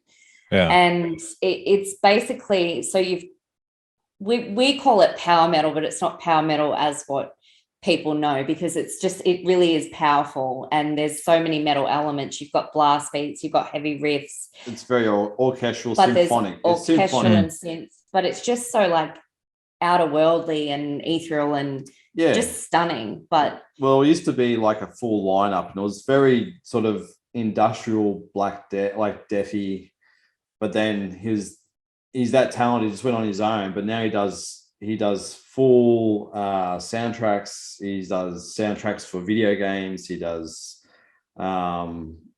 techno tracks. Yeah, but it's not full cyberpunk stuff. No, it's very. He's a very talented man. So I'm going to send you the latest that definitely album. Sounds. I was about to say that sounds like it'd be up my street. It just I just feel like anyone that has any good taste about them could not appreciate this album. Like it's just absolutely. Well, all of his work, his whole discography, it's just brilliant. I was trying to hide it as my own little hidden gem. I'm sorry. But I couldn't know. But then I told Kel, I knew that she would blast it everywhere. I've just been telling everyone, listen to Neurotech. But then we have our album. Yeah. So, but so some of the ones that are definite contenders for me, and I'm doing a top 30 next year rather than a top 20, because there's too much stuff that I've liked, and I don't want to, I just figured, it's my show, I'll do what I want. So exactly. So I'm doing so definite contenders. Absent in Body, they put out a record called Play God, which is unbelievable. I had a friend of mine ask me the other day whether I'm still going to feature them after what Scott Kelly has come out with, who was part of that band, and I was like, well, there's 3 other people in the band, so absolutely I am. And whether he's a fucking dickhead or not, it doesn't matter. The music's incredible. Yeah, it doesn't matter. No. Author, All That Has Never Been True. I absolutely adore that record. Yeah. Avaturn put out an album called The Ailing Facade, which I cannot tell you how much I love. It's like imagine Pestilence with like more black metal, but then that's kind of the starting point. But it's incredible. What else? Yeah, definitely. I definitely give that a listen. Obviously the new Bluthaus Nord, I really like that. First time I listened to that, I was flying back from Germany, and I was heavily hungover because we were at the Munich Hi-Fi show, and we went out in the evening, and they have all these like electrified scooters and stuff all over there, and we figured it's a lot of fun to be on them. We were on them until like 3:30 in the morning, and then I was like, do we go back to the hotel room and sleep now? Because the cab was going to come pick us up at like 5 in the morning to take us back to the airport, and I was like, fuck it, we're just gonna carry on. So I hadn't slept for a whole night, and I was hungover, and I was listening to that, and it literally sounds like you're being dragged down into the depths of hell. I'm trying to think what else.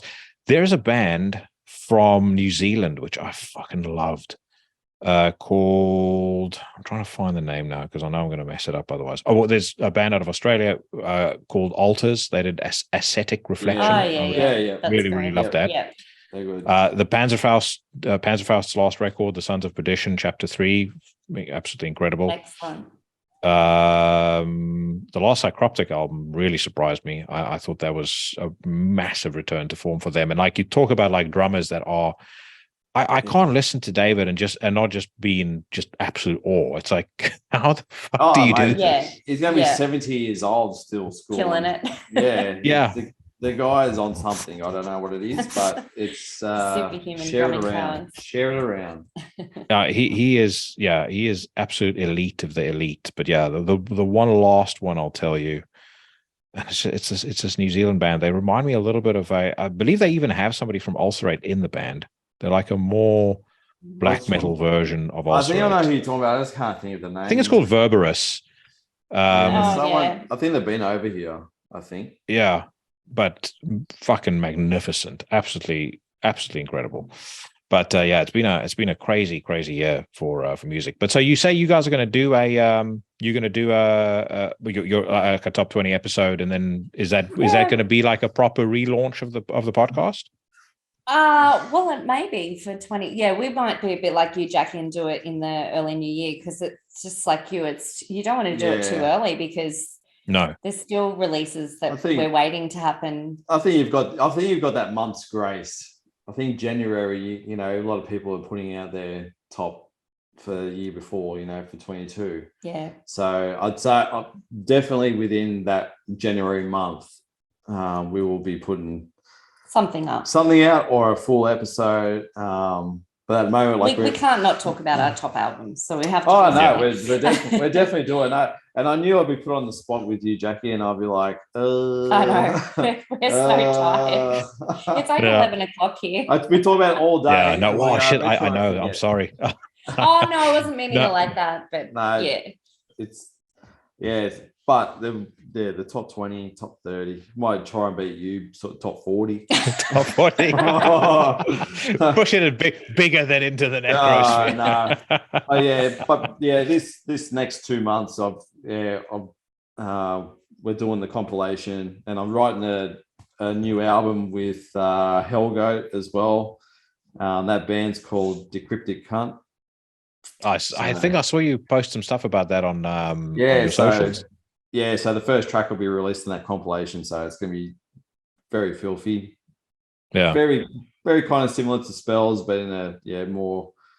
I'm not doing vocals, so I'm just doing guitar. It's a good break, yeah. But yeah, we've got the compilation coming out on December 24th, so that's something that Matt's pulled together.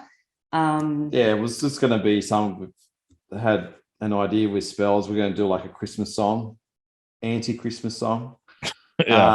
And then I just sort of got more and more people interested. So I've actually got, I think maybe 6 or 7 bands who are just writing tracks just for this compilation. So brand new tracks for the compilation. So then other bands are just submitting older tracks or unreleased tracks. Yeah, it could be an older demos. Yeah.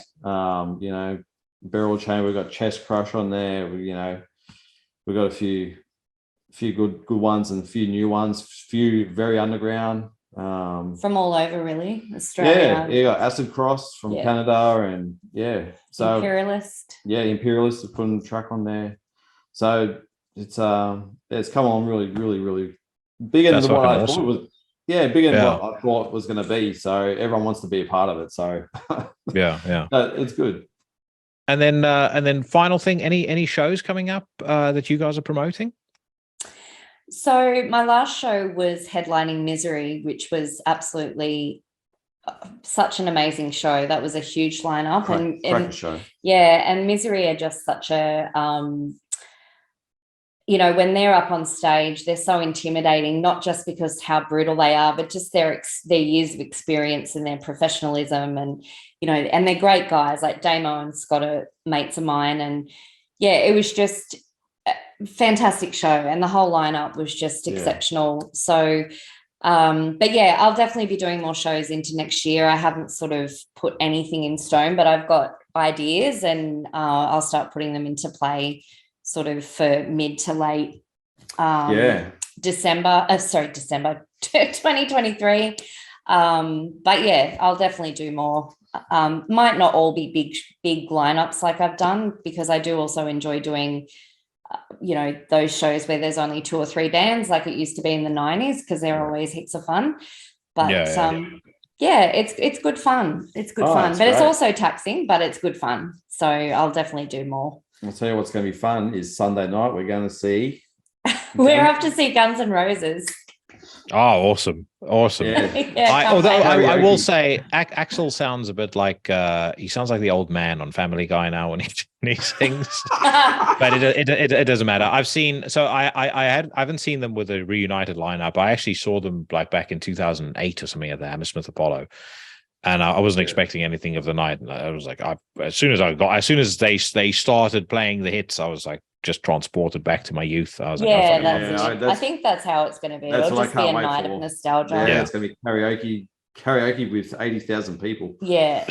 But I do have a couple of friends that went to the Brisbane show, and they said it kind of took Axel maybe 8 songs for his voice to kind of kick in properly, but he did about 28 songs, so they weren't too worried about that. And yeah, apparently it's a good time, so we're looking forward to it. Yeah.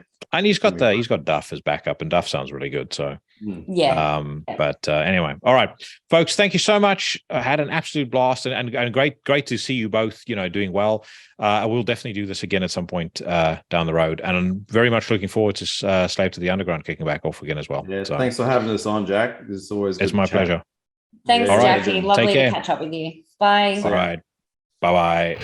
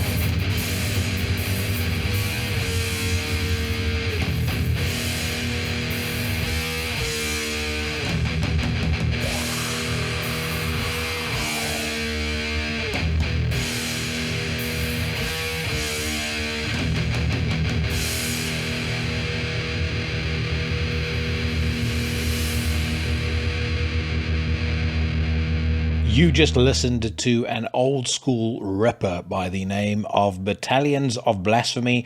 It is taken from the album Unholy, the band, of course, Matt Priso's Spell of Torment.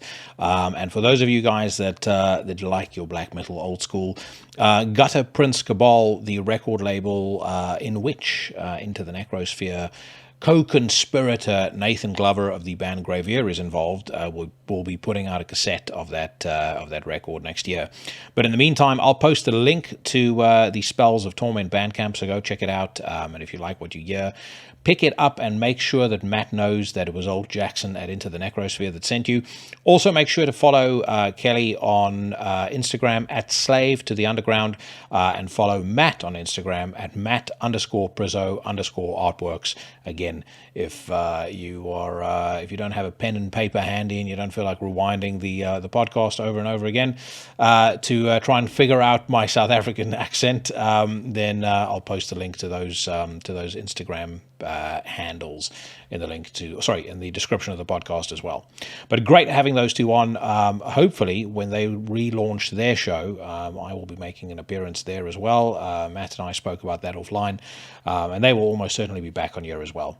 So let's now move on to some new music. I promised a roundup of some of my favorite releases of the last couple of weeks. There's been 3 in the last 7 days actually that I thought I should highlight as a matter of priority. And first up, we've got SPIRITWORLD out of Las Vegas.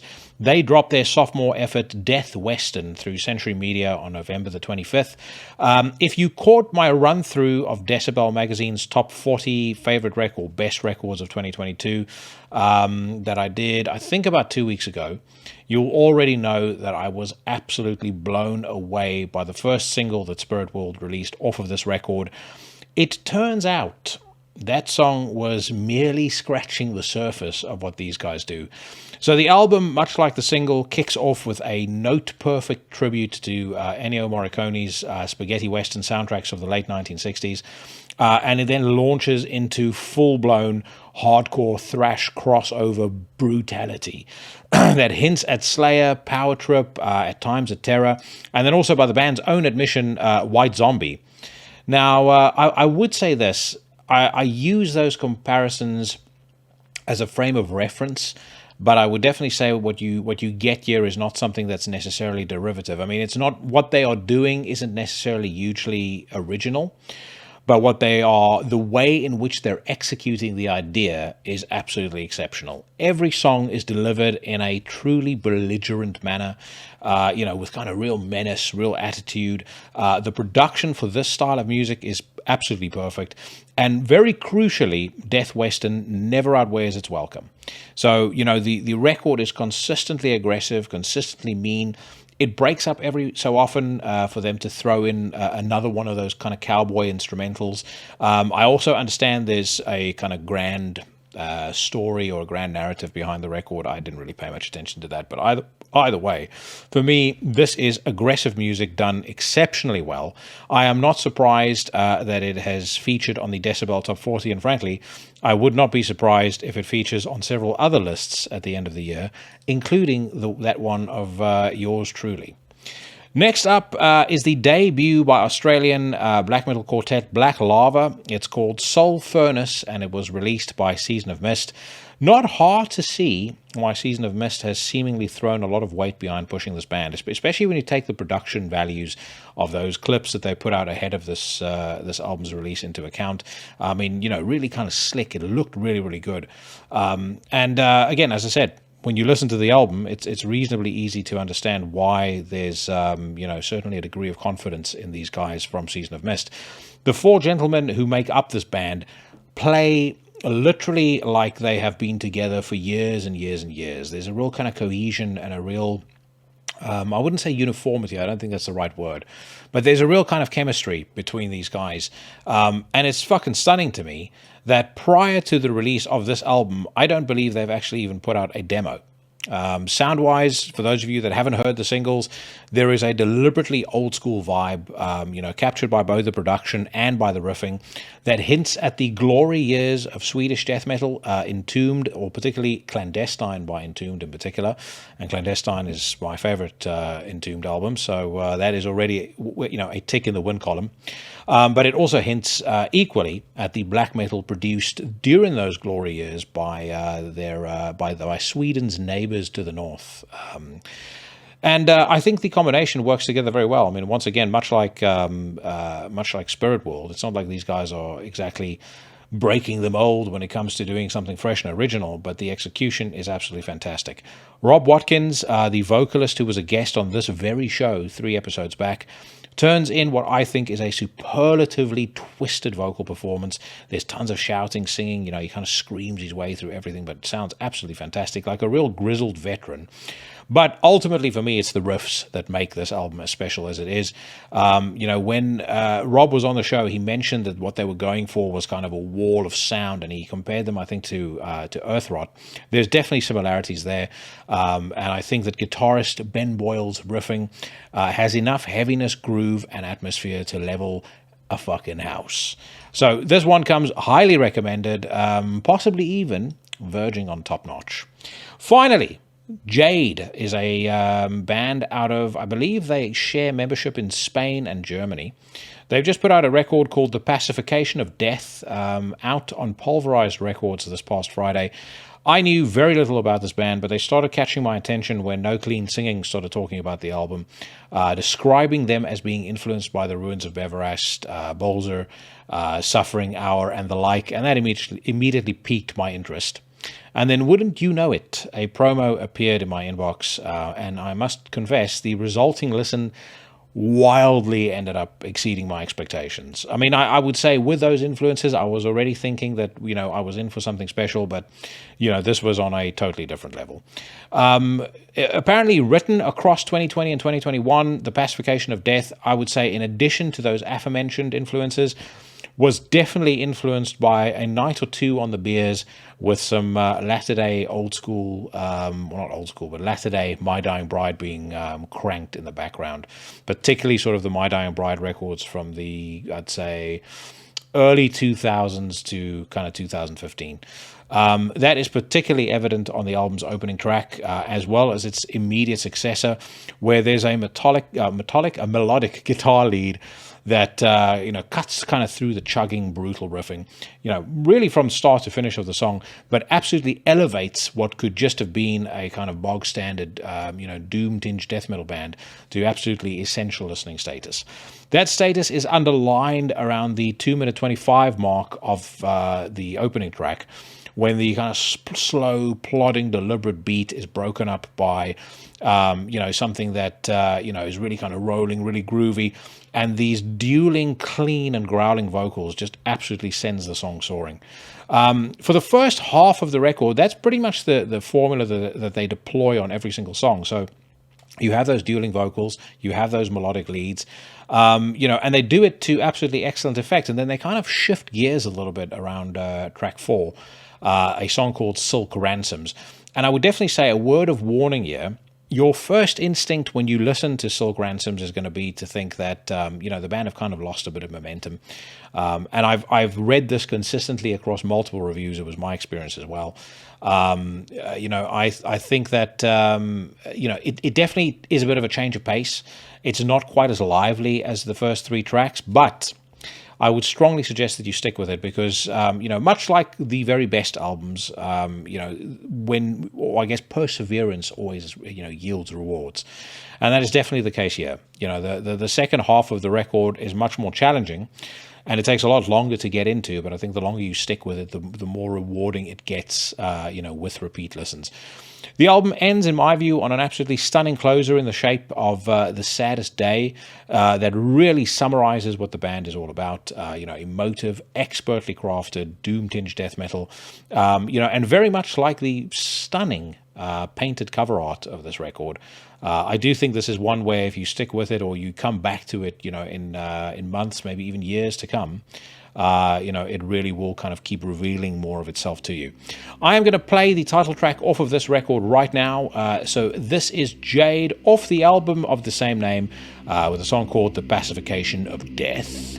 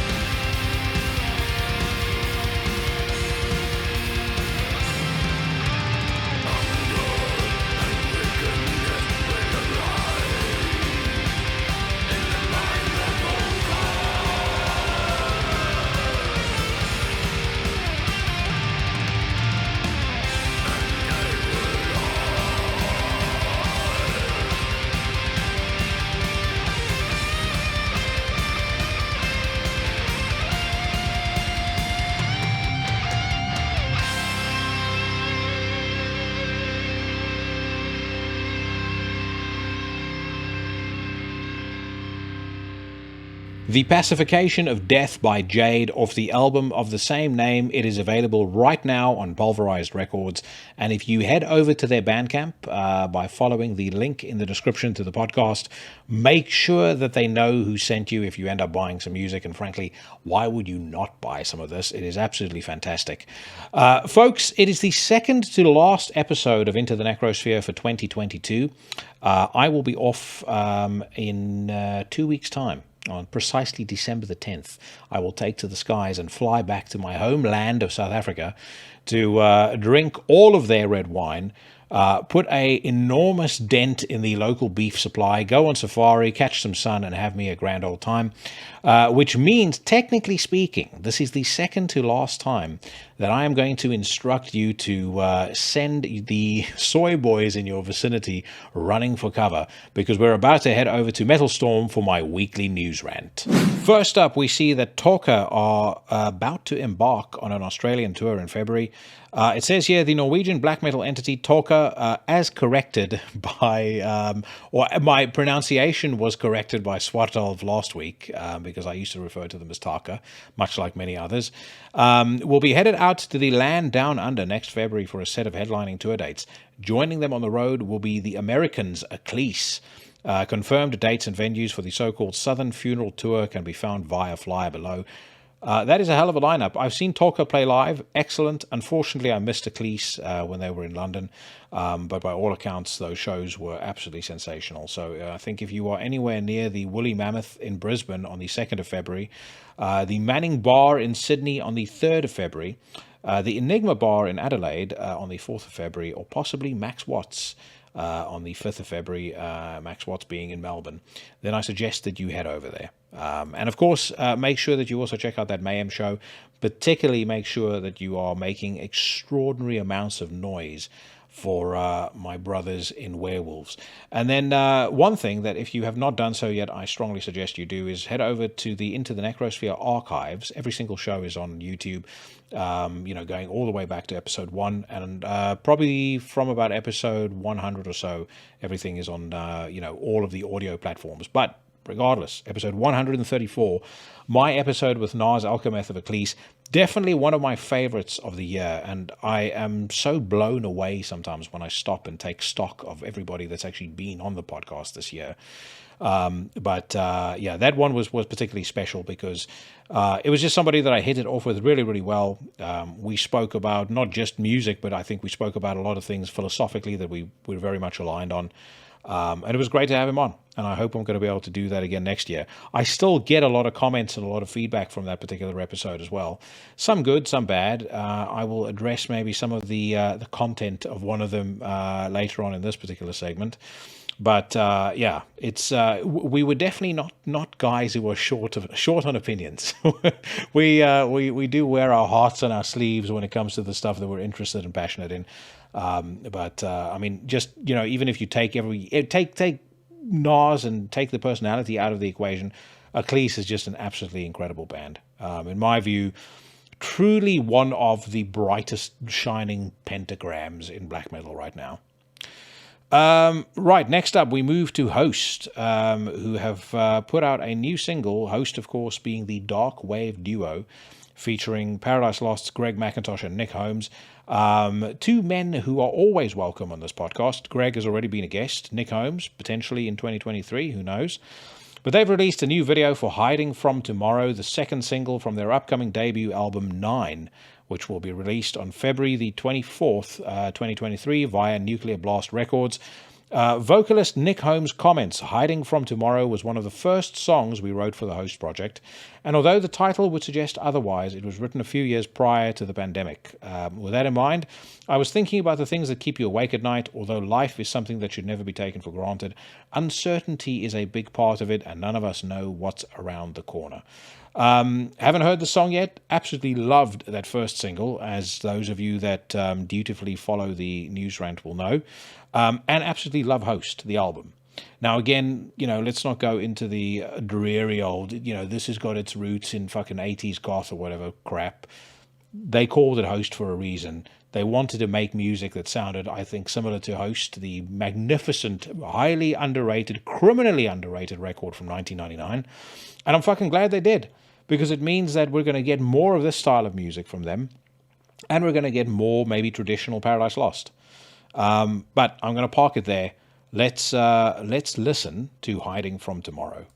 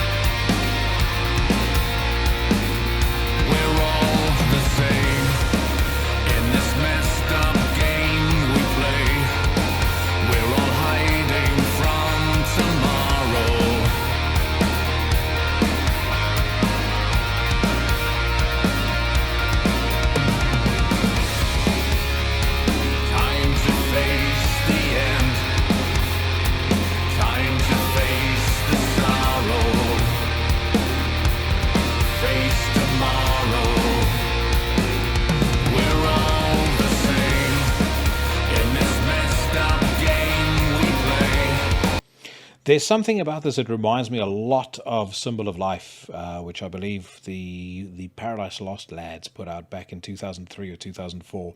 It's got a similar kind of vibe, and I think based on the direction that the last record went, particularly with some of the songs that were kind of hinting at that 80s goth sound, with a little bit of extra beef around this, I wouldn't have been surprised had this turned up on a Paradise Lost record. Which again is kind of, I guess, in keeping with the idea of having two concurrent bands. Get the opportunity to indulge both sides of their creative interests. But I love it. I absolutely love it. To me, it's similarly good to. Well, it's as good as the first single. The music video yet again betrays Paradise Lost's inability to do good music videos. Although this one isn't quite as cringeworthy as Faith Unites Us. Faith Divides Us, Death Unites Us. But I mean, who gives a shit? The music is so good. That is completely and utterly irrelevant. But yeah, great stuff. I'm not sure what the title 9 is referring to. Could potentially be the current average review score for Host on Google, because I noticed. So one of the things that I've always found most interesting about Host, and again, a couple of you guys commented on this when Greg was on the show, saying that I hated it when it came out, blah blah blah. That's fine. I know most people didn't like it. Certainly, almost everybody that I knew thought it was fucking awful. I loved it. My buddy Andre liked it. We've always liked it. And I have definitely noticed over the years a softening towards that record. And a lot of folks, I think, have come around to it and realized that, there are some absolute gems on that record. And that's reflected, actually.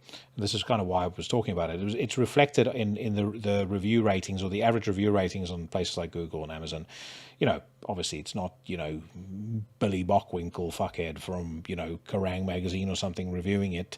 These are people that have bought it, I would assume, in the last couple of years, or at the very least listened to it in the last couple of years, and then decided to take to the internet and give their opinion. Which again suggests to me that the tide shifted for that, and clearly Greg and Nick sensed that was happening, and they decided to give us some more, and I'm very glad they did. Let's get back to it. We're all hiding from tomorrow.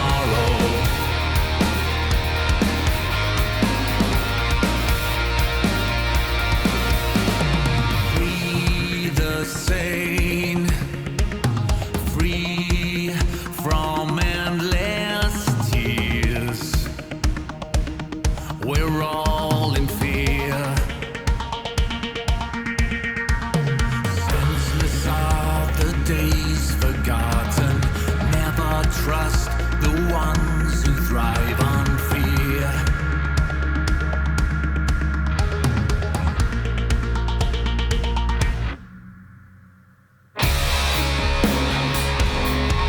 Here's my question. I wonder whether they're going to play Host songs when Paradise Lost play live, or whether they will take the band on the road and kind of, again, do it like or have basically like run it like a separate band, do separate tours, do separate shows and things like that.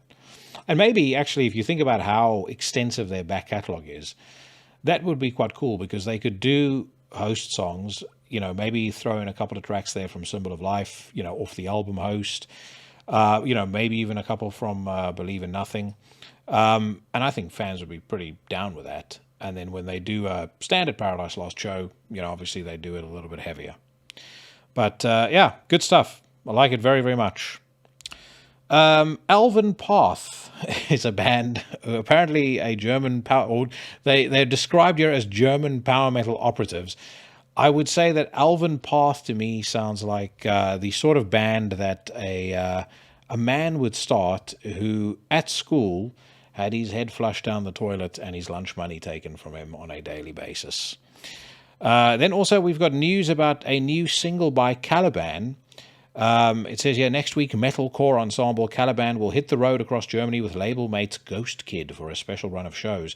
To celebrate this upcoming tour kickoff, the band have dropped a new standalone single, The Shadow, recorded and mixed by Mark Gortz at Nemesis Studios, mastered by Orman Weber at Hertzwerk Studios. The accompanying music video was produced by Tom Bruckner. I would consider listening to the Taliban before I willingly put myself through a single minute of another Caliban song. I spoke earlier to Matt and to Kelly about metalcore, in my opinion, being far worse than new metal, and to my mind, fewer bands more vividly illustrate my point than this total load of tripe. Right, let's move on. Memoriam detail their next full-length offering. Now, Memoriam, for those that have not been taking notes or that haven't been keeping up, is a band a band started by Carl Willits, vocalist of Bolt Thrower. Bolt Thrower, of course, disbanded, I believe, in 2006 after the untimely death of their drummer. Very sad.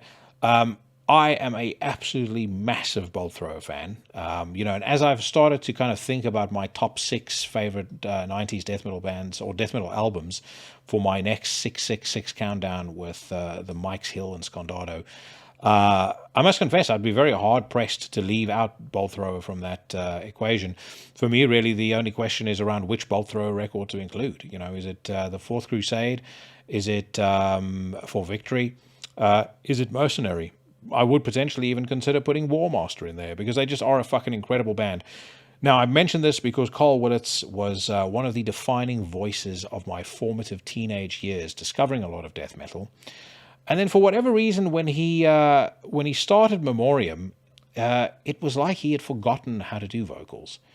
Or it was kind of either he'd forgotten how to do vocals, or he was one of those people that, when you tell the ordinary civilian about your music, they'll kind of say something moronic to the effect of, "Oh, is that death metal the music where they just go whoa, whoa all the time when they sing?"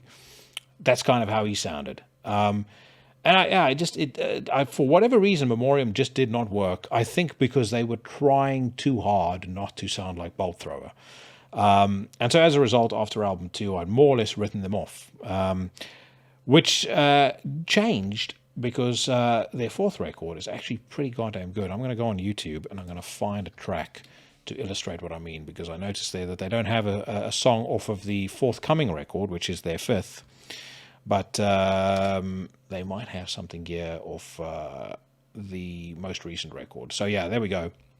This one is 1 year old, and it was put out by the record label. So we'll listen to this in 10 seconds. Let's just quickly read what they say here. It says here, experienced old-school death metal ensemble Memoriam unveiled details in connection with the release of their new full-length offering entitled Rise to Power.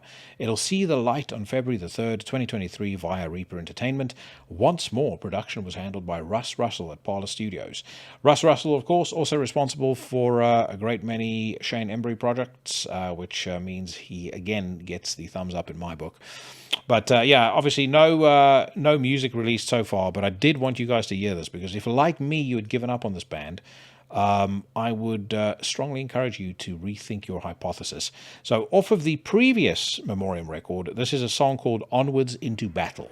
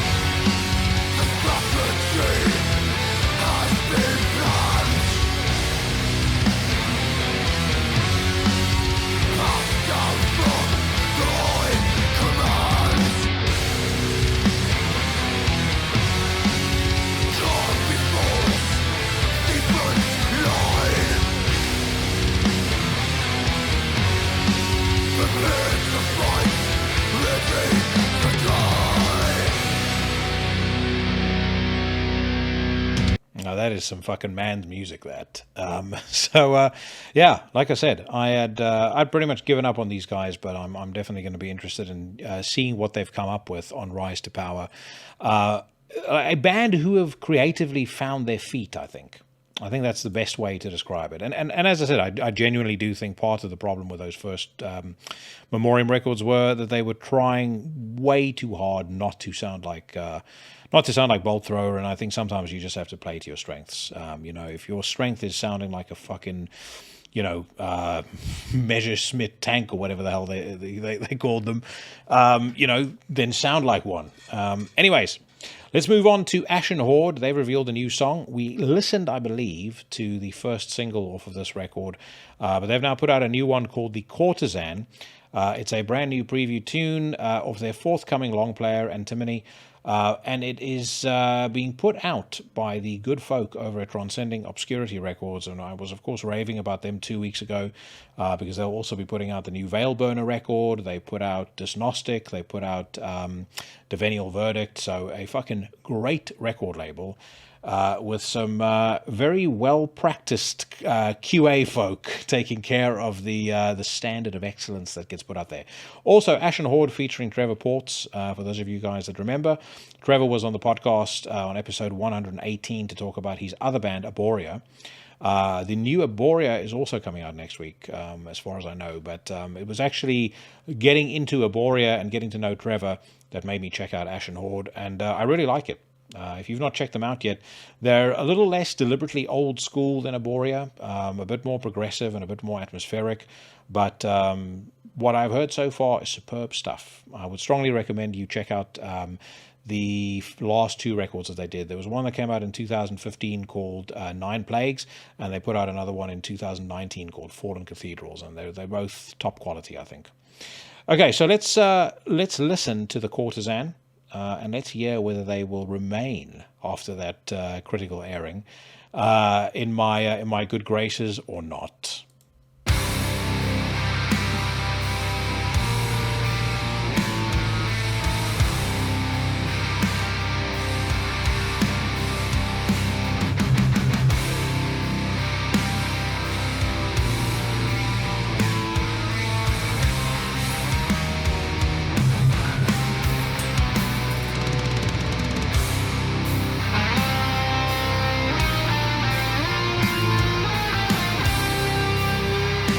Just going to stop it for a second there. I love that opening riff.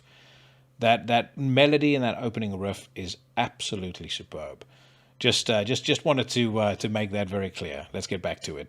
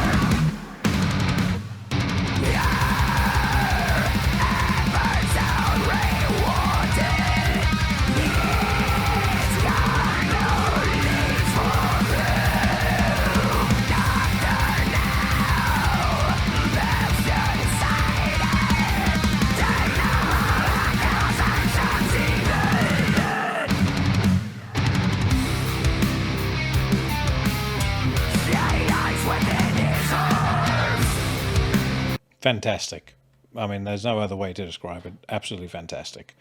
Vocals are great. The riffing is fucking excellent. I like the production. I like the construction of the song as well. I'm very, very excited to hear the rest of this record. So kudos to the gentleman over on Ashen Horde.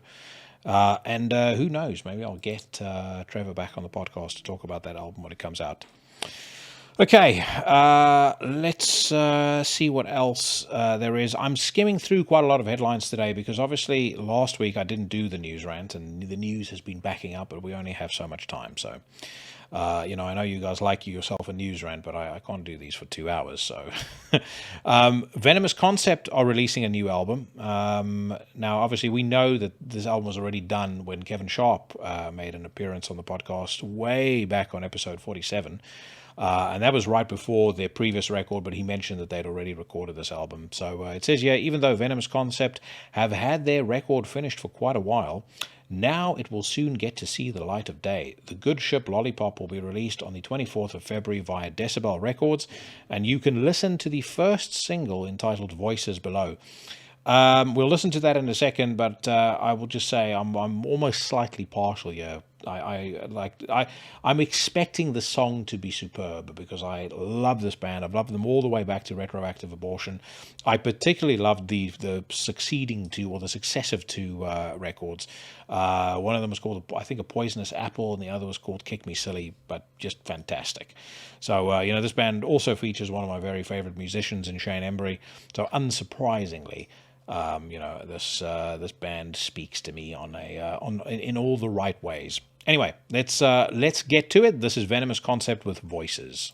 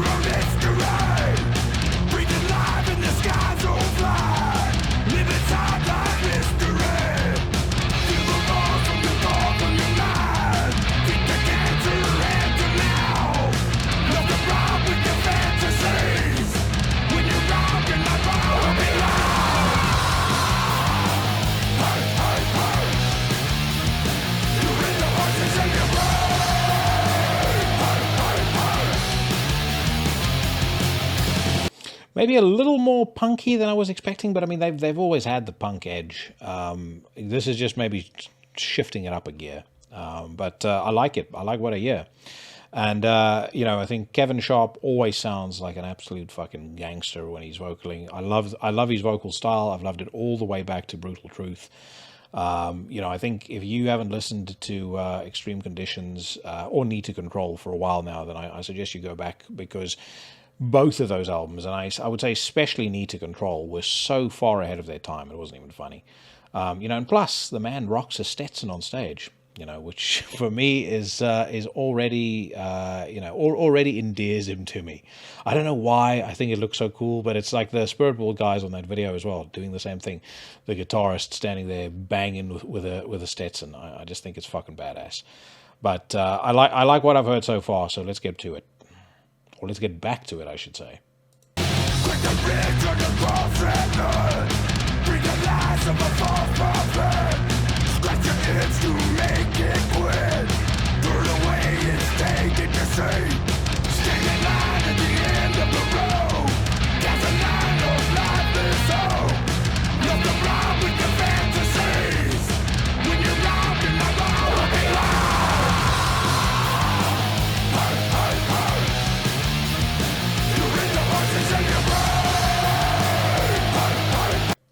I think those gentlemen deserve the very highest accolade available in music today. And that is, of course, top notch. All right, next we've got And Oceans, who have revealed a new single. The single is called Likt Tornen Genom Kort. And apologies to, I think these guys are from Finland, so I assume that it is the Finnish language which has suffered under my Philistine barbaric pronunciation. But anyway, it says, yes, the third single from their forthcoming record, As in Gardens, So in Tombs. It'll see the light of day on January the 27th via Season of Mist. Both songs off of this record I have loved. I absolutely adored the record that they put out previously. So expectations are high.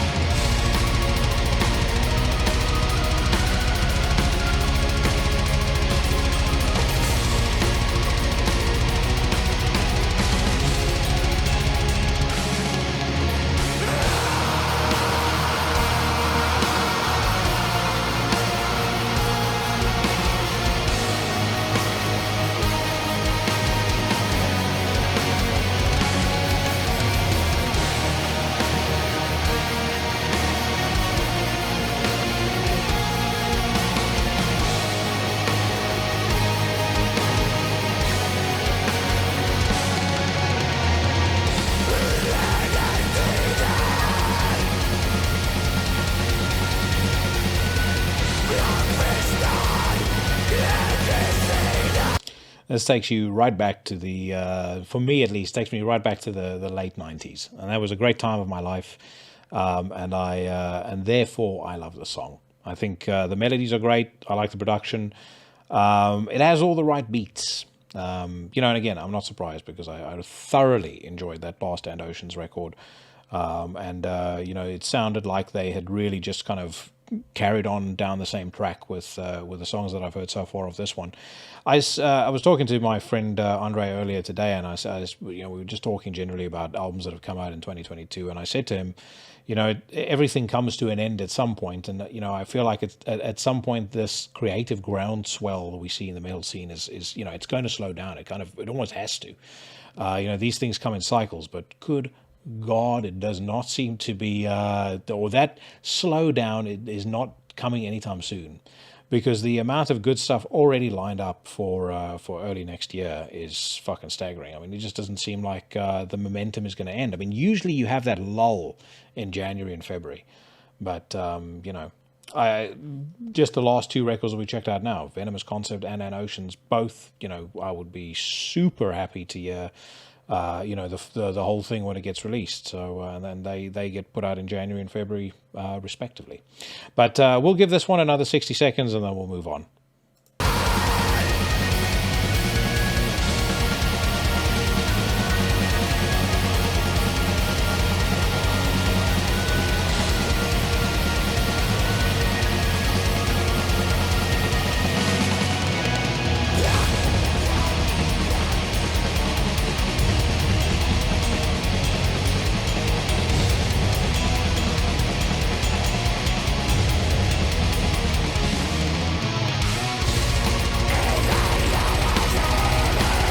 I like that little bit there where they turn up the voltage a little bit and you hear the old school, I don't know whether you want to call them explosions or fucking drops in the background, but I mean, obviously, if you've listened to any, one of the Emperor records, the early Emperor records, you're familiar with that. A lot of those bands deployed that technique, and I absolutely fucking love it.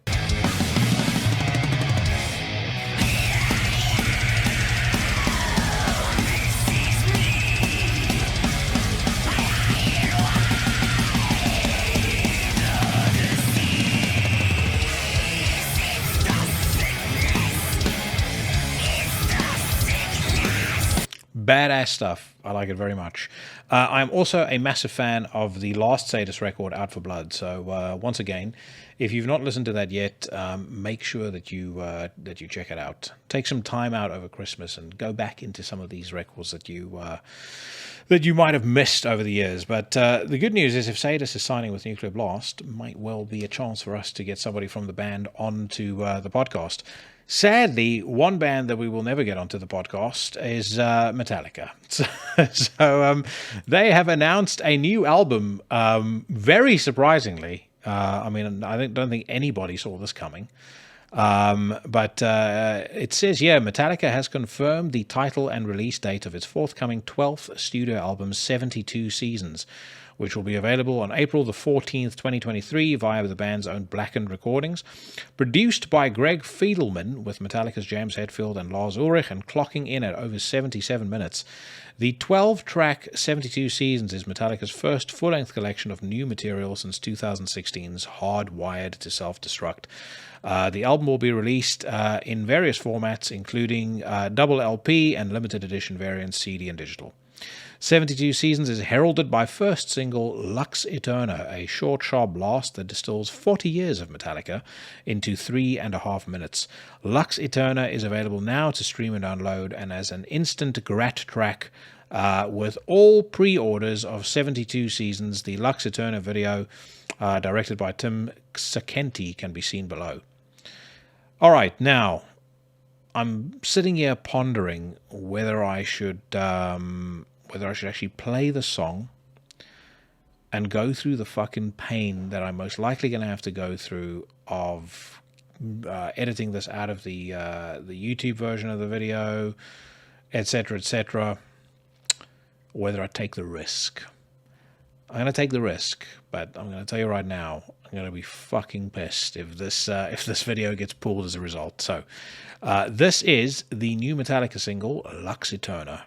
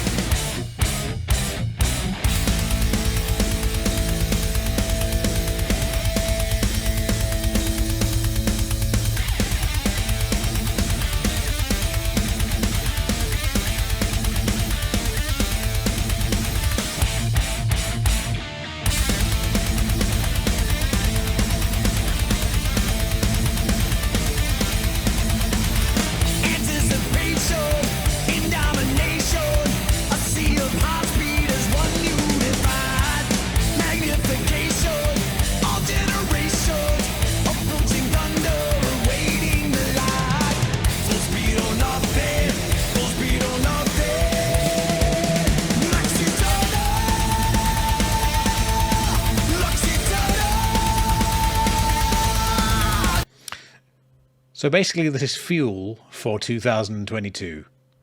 I mean, I can't think of another song to compare it to. Certainly doesn't sound like anything of the first four.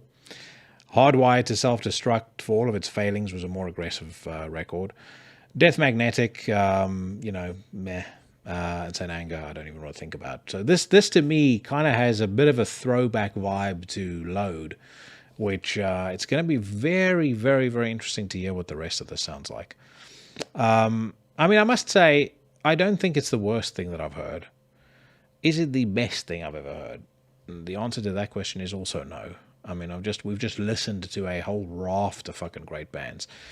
I mean, I probably am not the target audience for Metallica anyway, nor are most of you. But maybe you all feel the same way that I do, in that no matter how many records they bring out that disappoint me, I'm always still holding out hope for that one great Metallica song. At least just a song. I mean, let alone an album. And who knows, maybe on one of these songs we will find that. The song titles are, promising. You Must Burn is the title of one. Crown of Barbed Wire is another. Screaming Suicide is another. Room of Mirrors another. So, yeah. And I don't really know what else to say about it. I will say this. The drums sound, pretty reasonable. I'd say probably the best drum production Metallica have had since the Black album. And I genuinely mean that. I mean, you can actually, it doesn't sound cringeworthy, because Death Magnetic was fucking awful. Hardwired to Self-Destruct wasn't bad. I mean, St. Anger, again, don't even want to talk about that. So production isn't bad. James sounds pretty good. But yeah, I can see myself not really listening to this song ever again beyond reacting to it for the news rant. But let's give it another 60 seconds.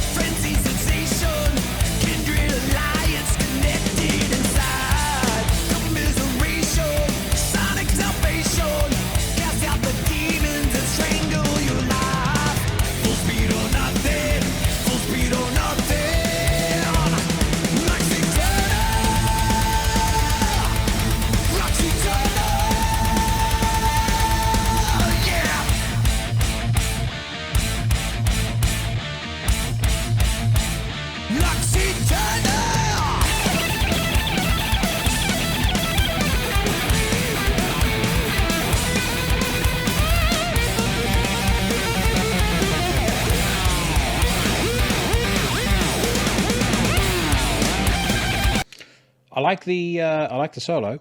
I think Kirk is pretty good with he's handy around the old fretboard, isn't he? But so the solo is pretty good. But that being said, if I want to listen to Metallica, then I will listen to Kill 'Em All. Here's a Christmas wish that I have, though. Why I truly hope that this will happen when Metallica go out on their next tour. Take along a band like Spiritworld. Or take along a band like Testament. If you want to, make sure that you're on the road with folks of your age, just take some bands with it deserve a bit of a rub, rather than the fucking crap shite bands that they've had opening for them, over the course of pretty much all of the shows that I've seen them on. And as I say that, there's news here. Pantera announces North American tour dates with Metallica. I mean, big news. But I really hope they take some younger, deserving bands on there. I don't think these bands do enough to, pass the torch to the younger generation. And if they don't do that, then they're never going to create the next Metallica or the next Pantera. And if they do that, then folks that are promoters for like massive stadium-sized festivals or massive like outdoor festivals, they're in an awful lot of trouble when these bands retire. But that's a different topic of conversation. I mean, again, so additional support for the above dates come from Mammoth MVH. No fucking idea who they even are. But, I mean, that being said, this tour is definitely going to draw a substantial amount of money. It says here, earlier today, Metallica revealed its touring plans for 2023 and 2024, including a host of shows with support from the newly reformed Pantera. The trek includes 2 shows in each city visited, and Metallica promises completely different set lists and opening bands at each stop. Pantera will support Metallica at the following shows, and then there's a whole bunch here. One of them is going to be East Rutherford, New Jersey. Blah blah blah, and then additional support at the above dates from Mammoth WVH. Apparently there's also a one-off show with Judas Priest in Sao Paulo, whereby I expect James is going to do a cover of Painkiller along with the high-pitched singing. So anyways, like I said, I do hope that they give bands bands that deserve it need to get the rub. I think it was cool that Slayer took bands like Napalm Death and Obituary out on their last tour, but I mean it was also in some ways, from my perspective, too little, too late. Those bands should have gotten that exposure and that push well before Slayer decided to call it quits. Anyway, it says here that In Flames guitarist Bjorn Gelotte, and by the way, we're now on the Democrats' Guide to Rock Music, for those of you that wondered why the tone has changed. So anyways, so Bjorn Gelotte doesn't read online comments, says he's tired of the toxic environment. Man of War has shared a lyric video for Immortal from the Revenge of Odysseus EP. I happen to know something that I think they might announce on this particular article that I know for the man in question was very cool. So it says here, Man of War have released the official lyric video for the song Immortal. The track is taken from the band's latest digital EP, The Revenge of Odysseus, which came out in June via Magic Circle Entertainment, conceived as a thank you for the steadfast and passionate support of the Greek Manor Warriors. The Revenge of Odysseus is Manowar's take on Homer's classic tale of the great hero Odysseus and his long, perilous quest to return to his wife and son and protect his home and family. Sounds to me like they're upholding the patriarchy. But this is the big one, and considering that this EP was released in June, it's probably old news. I didn't even know that the EP was released, but apparently this EP features a guest appearance by Sakis Tollis of Rotting Christ, and I know he's a very big fan, and for him it was a massive deal. For me, not so much. One thing that people have been making an extraordinary big deal out of is whether or not Blackie Lawless is of Wasp fame, is using backing tracks on their current live performances. And funnily enough, I actually think this was the smart thing to do. Rather than deny it, he apparently just leaned into it and said, yes, I do. So it says here, during a VIP experience question and answer session before Wasp's November 26th concert at the Plaza in Orlando, Florida, frontman Blackie Lawless was asked about complaints from some of the band's fans about the use of backing tracks during the group's live performances. To answer your question, yes, we are using backing tracks, he responded. You want to know why? When we go into the studio, and let me clarify that statement, that is me singing. But when we go in the studio, we do choruses, we double, triple, quadruple the vocals. So my feelings were, when I listened to live YouTube recordings and we weren't doing that, it sounded thin. When we started supplementing it, it sounded better. If I'm a fan and I'm coming to a show, I want that thing to sound as good as it can. There are other bands, the queens of this world, they cannot duplicate 24 vocals at one time. That's what they got to do on those records. If you want to sound like those records, you've got to have some help. Now, in my defense, I guess maybe what you're asking, is it fair for a band to go out and only use those? No, that is not fair.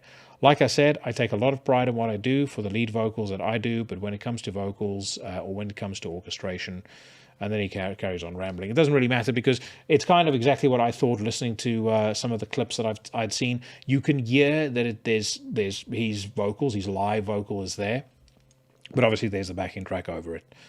And honestly, I've not seen an awful lot of people complain about it. I've seen people that haven't been to the shows moan, but I don't think I've seen a single person who's actually been to any of these or any of the dates on this current run in the States not come back and say, "Oh my God, that was fucking incredible."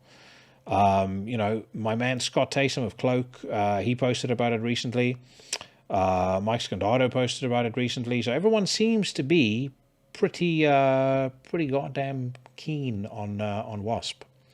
And I myself am very keen on Wasp. So I think they were a very underrated band, for that particular era. I think a lot of people looked at them as just like another glam band, but I think they were very special in their own way. They had an edge and kind of a nastiness to them that a lot of those other bands just didn't have. Rage Against the Machine bassist Tom Comerford launches new trio 7D. It says here, Rage Against the Machine bassist Tom Comerford has joined forces with Matthias Wackrat and Johnny Polonsky to form a new trio 7D. The band's debut track, Capitalism, has just been released via Mad Bunny Records and can be streamed below. It is hard to pinpoint what hits you first, the misleadingly upbeat, even pop nature of the melody and Tim's vocals, or his signature bass tone. Matthias' totally unique and odd pattern of drums, whose time signatures have hints of jazz, mechanical, and electronic rhythms, but are all acoustically created, expertly integrated, or Johnny's sublime, precise, and powerful guitar, locking it all together to deliver the lyrics, manifestos really, that arrive into your mind like a snake in the grass. In just a few lines of Capitalism, the catchy tune compels you to sing along before you even realize the no-holds-barred content, and the lyrics continue to come down like a gavel, explicitly denouncing the tyranny and injustices Tim observes and has raged against all his life.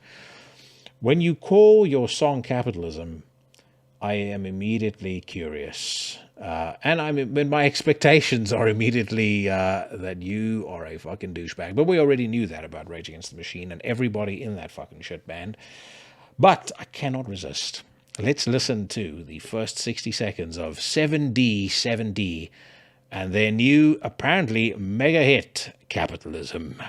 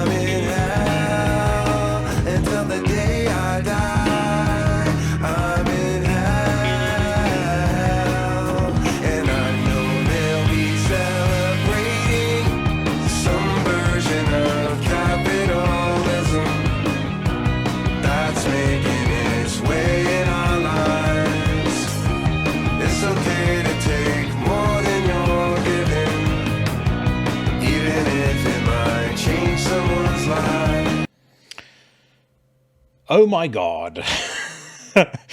So I will definitely say this. If somebody held a assault rifle to my head and said, for the rest of your life, you get to choose, you either have to listen to 7D or Striper, I will almost go with the God Squad before I endure this fucking garbage any longer than I should.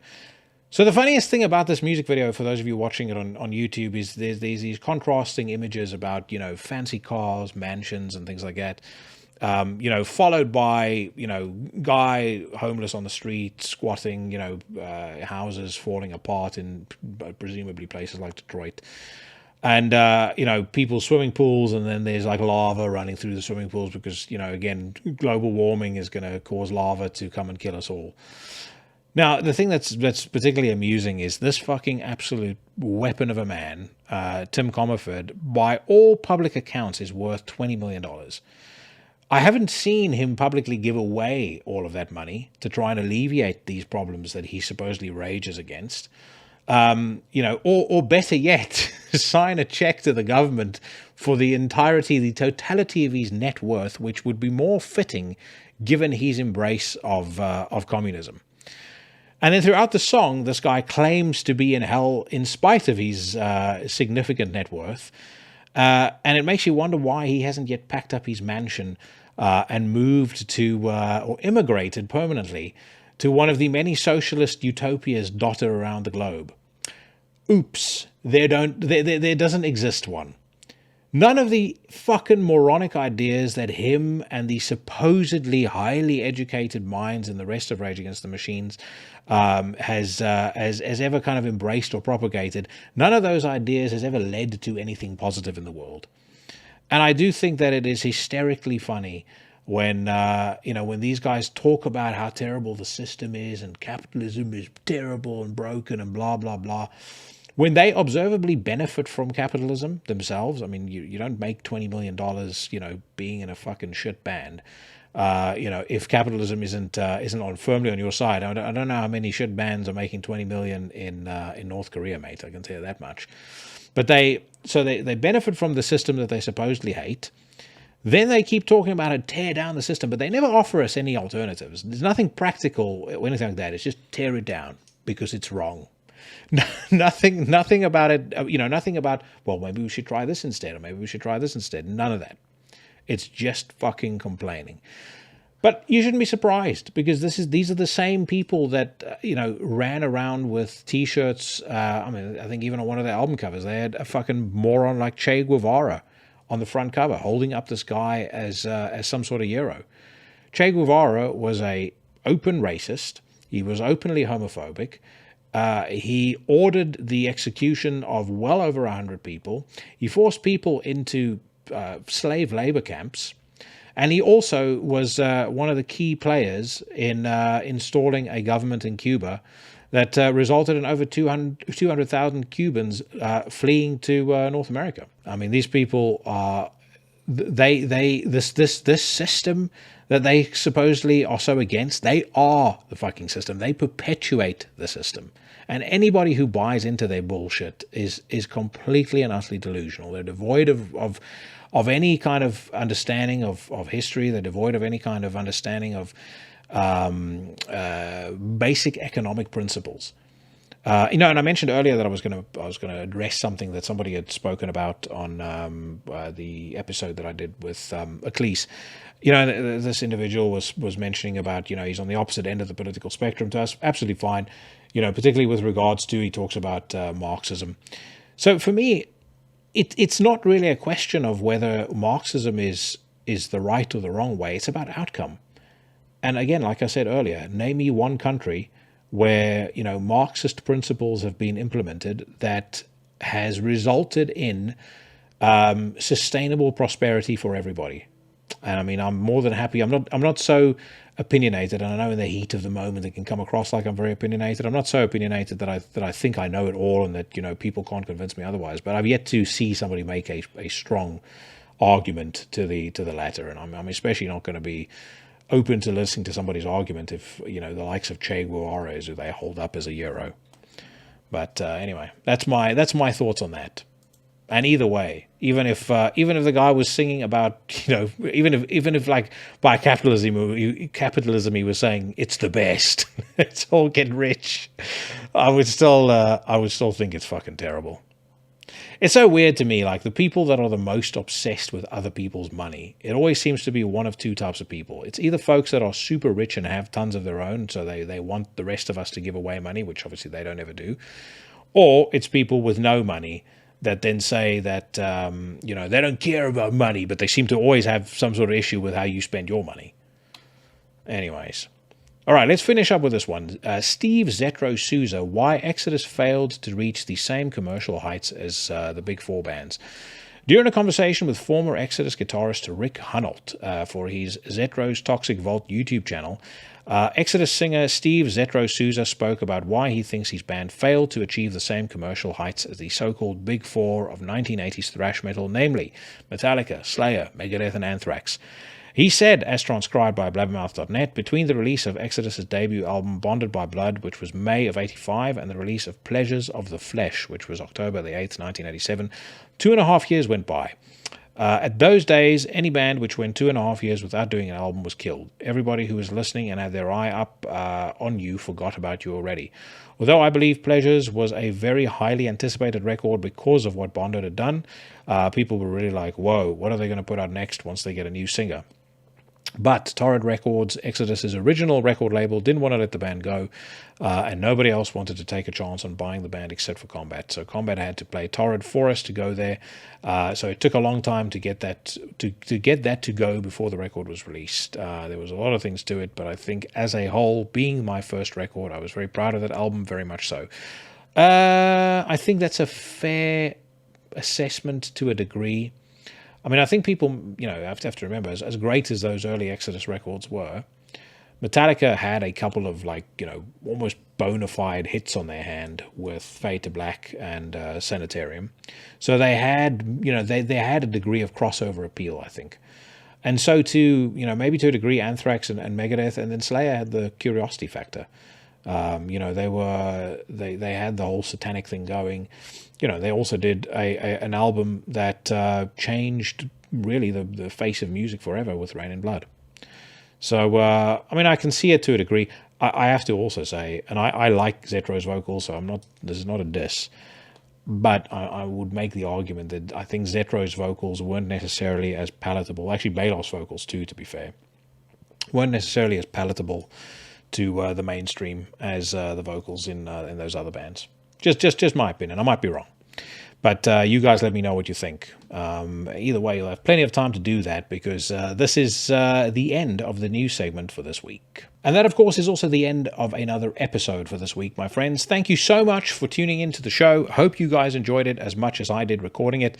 I will be back next week for my final episode of 2022, but I could not leave you this week without something to remember me by. We spoke about this band when I had Kelly and Matt on. There's a band out of Australia called Diabolic Rites. They've just put out a record called Raw Black Satanic Attack. Inexplicably, they are unsigned. But I do believe that this is an absolutely fantastic song, an absolutely fantastic band, and I believe they deserve the rub. So I'm going to play one of my favorite tracks off of that album right now as I bid you all farewell. The song is called Blood Mirror, and I play it as my wish goes out to you that wherever you are, whatever it is you're doing, you're staying safe and staying healthy. Thank you so much for all your support, and I will see you bad motherfuckers again next week.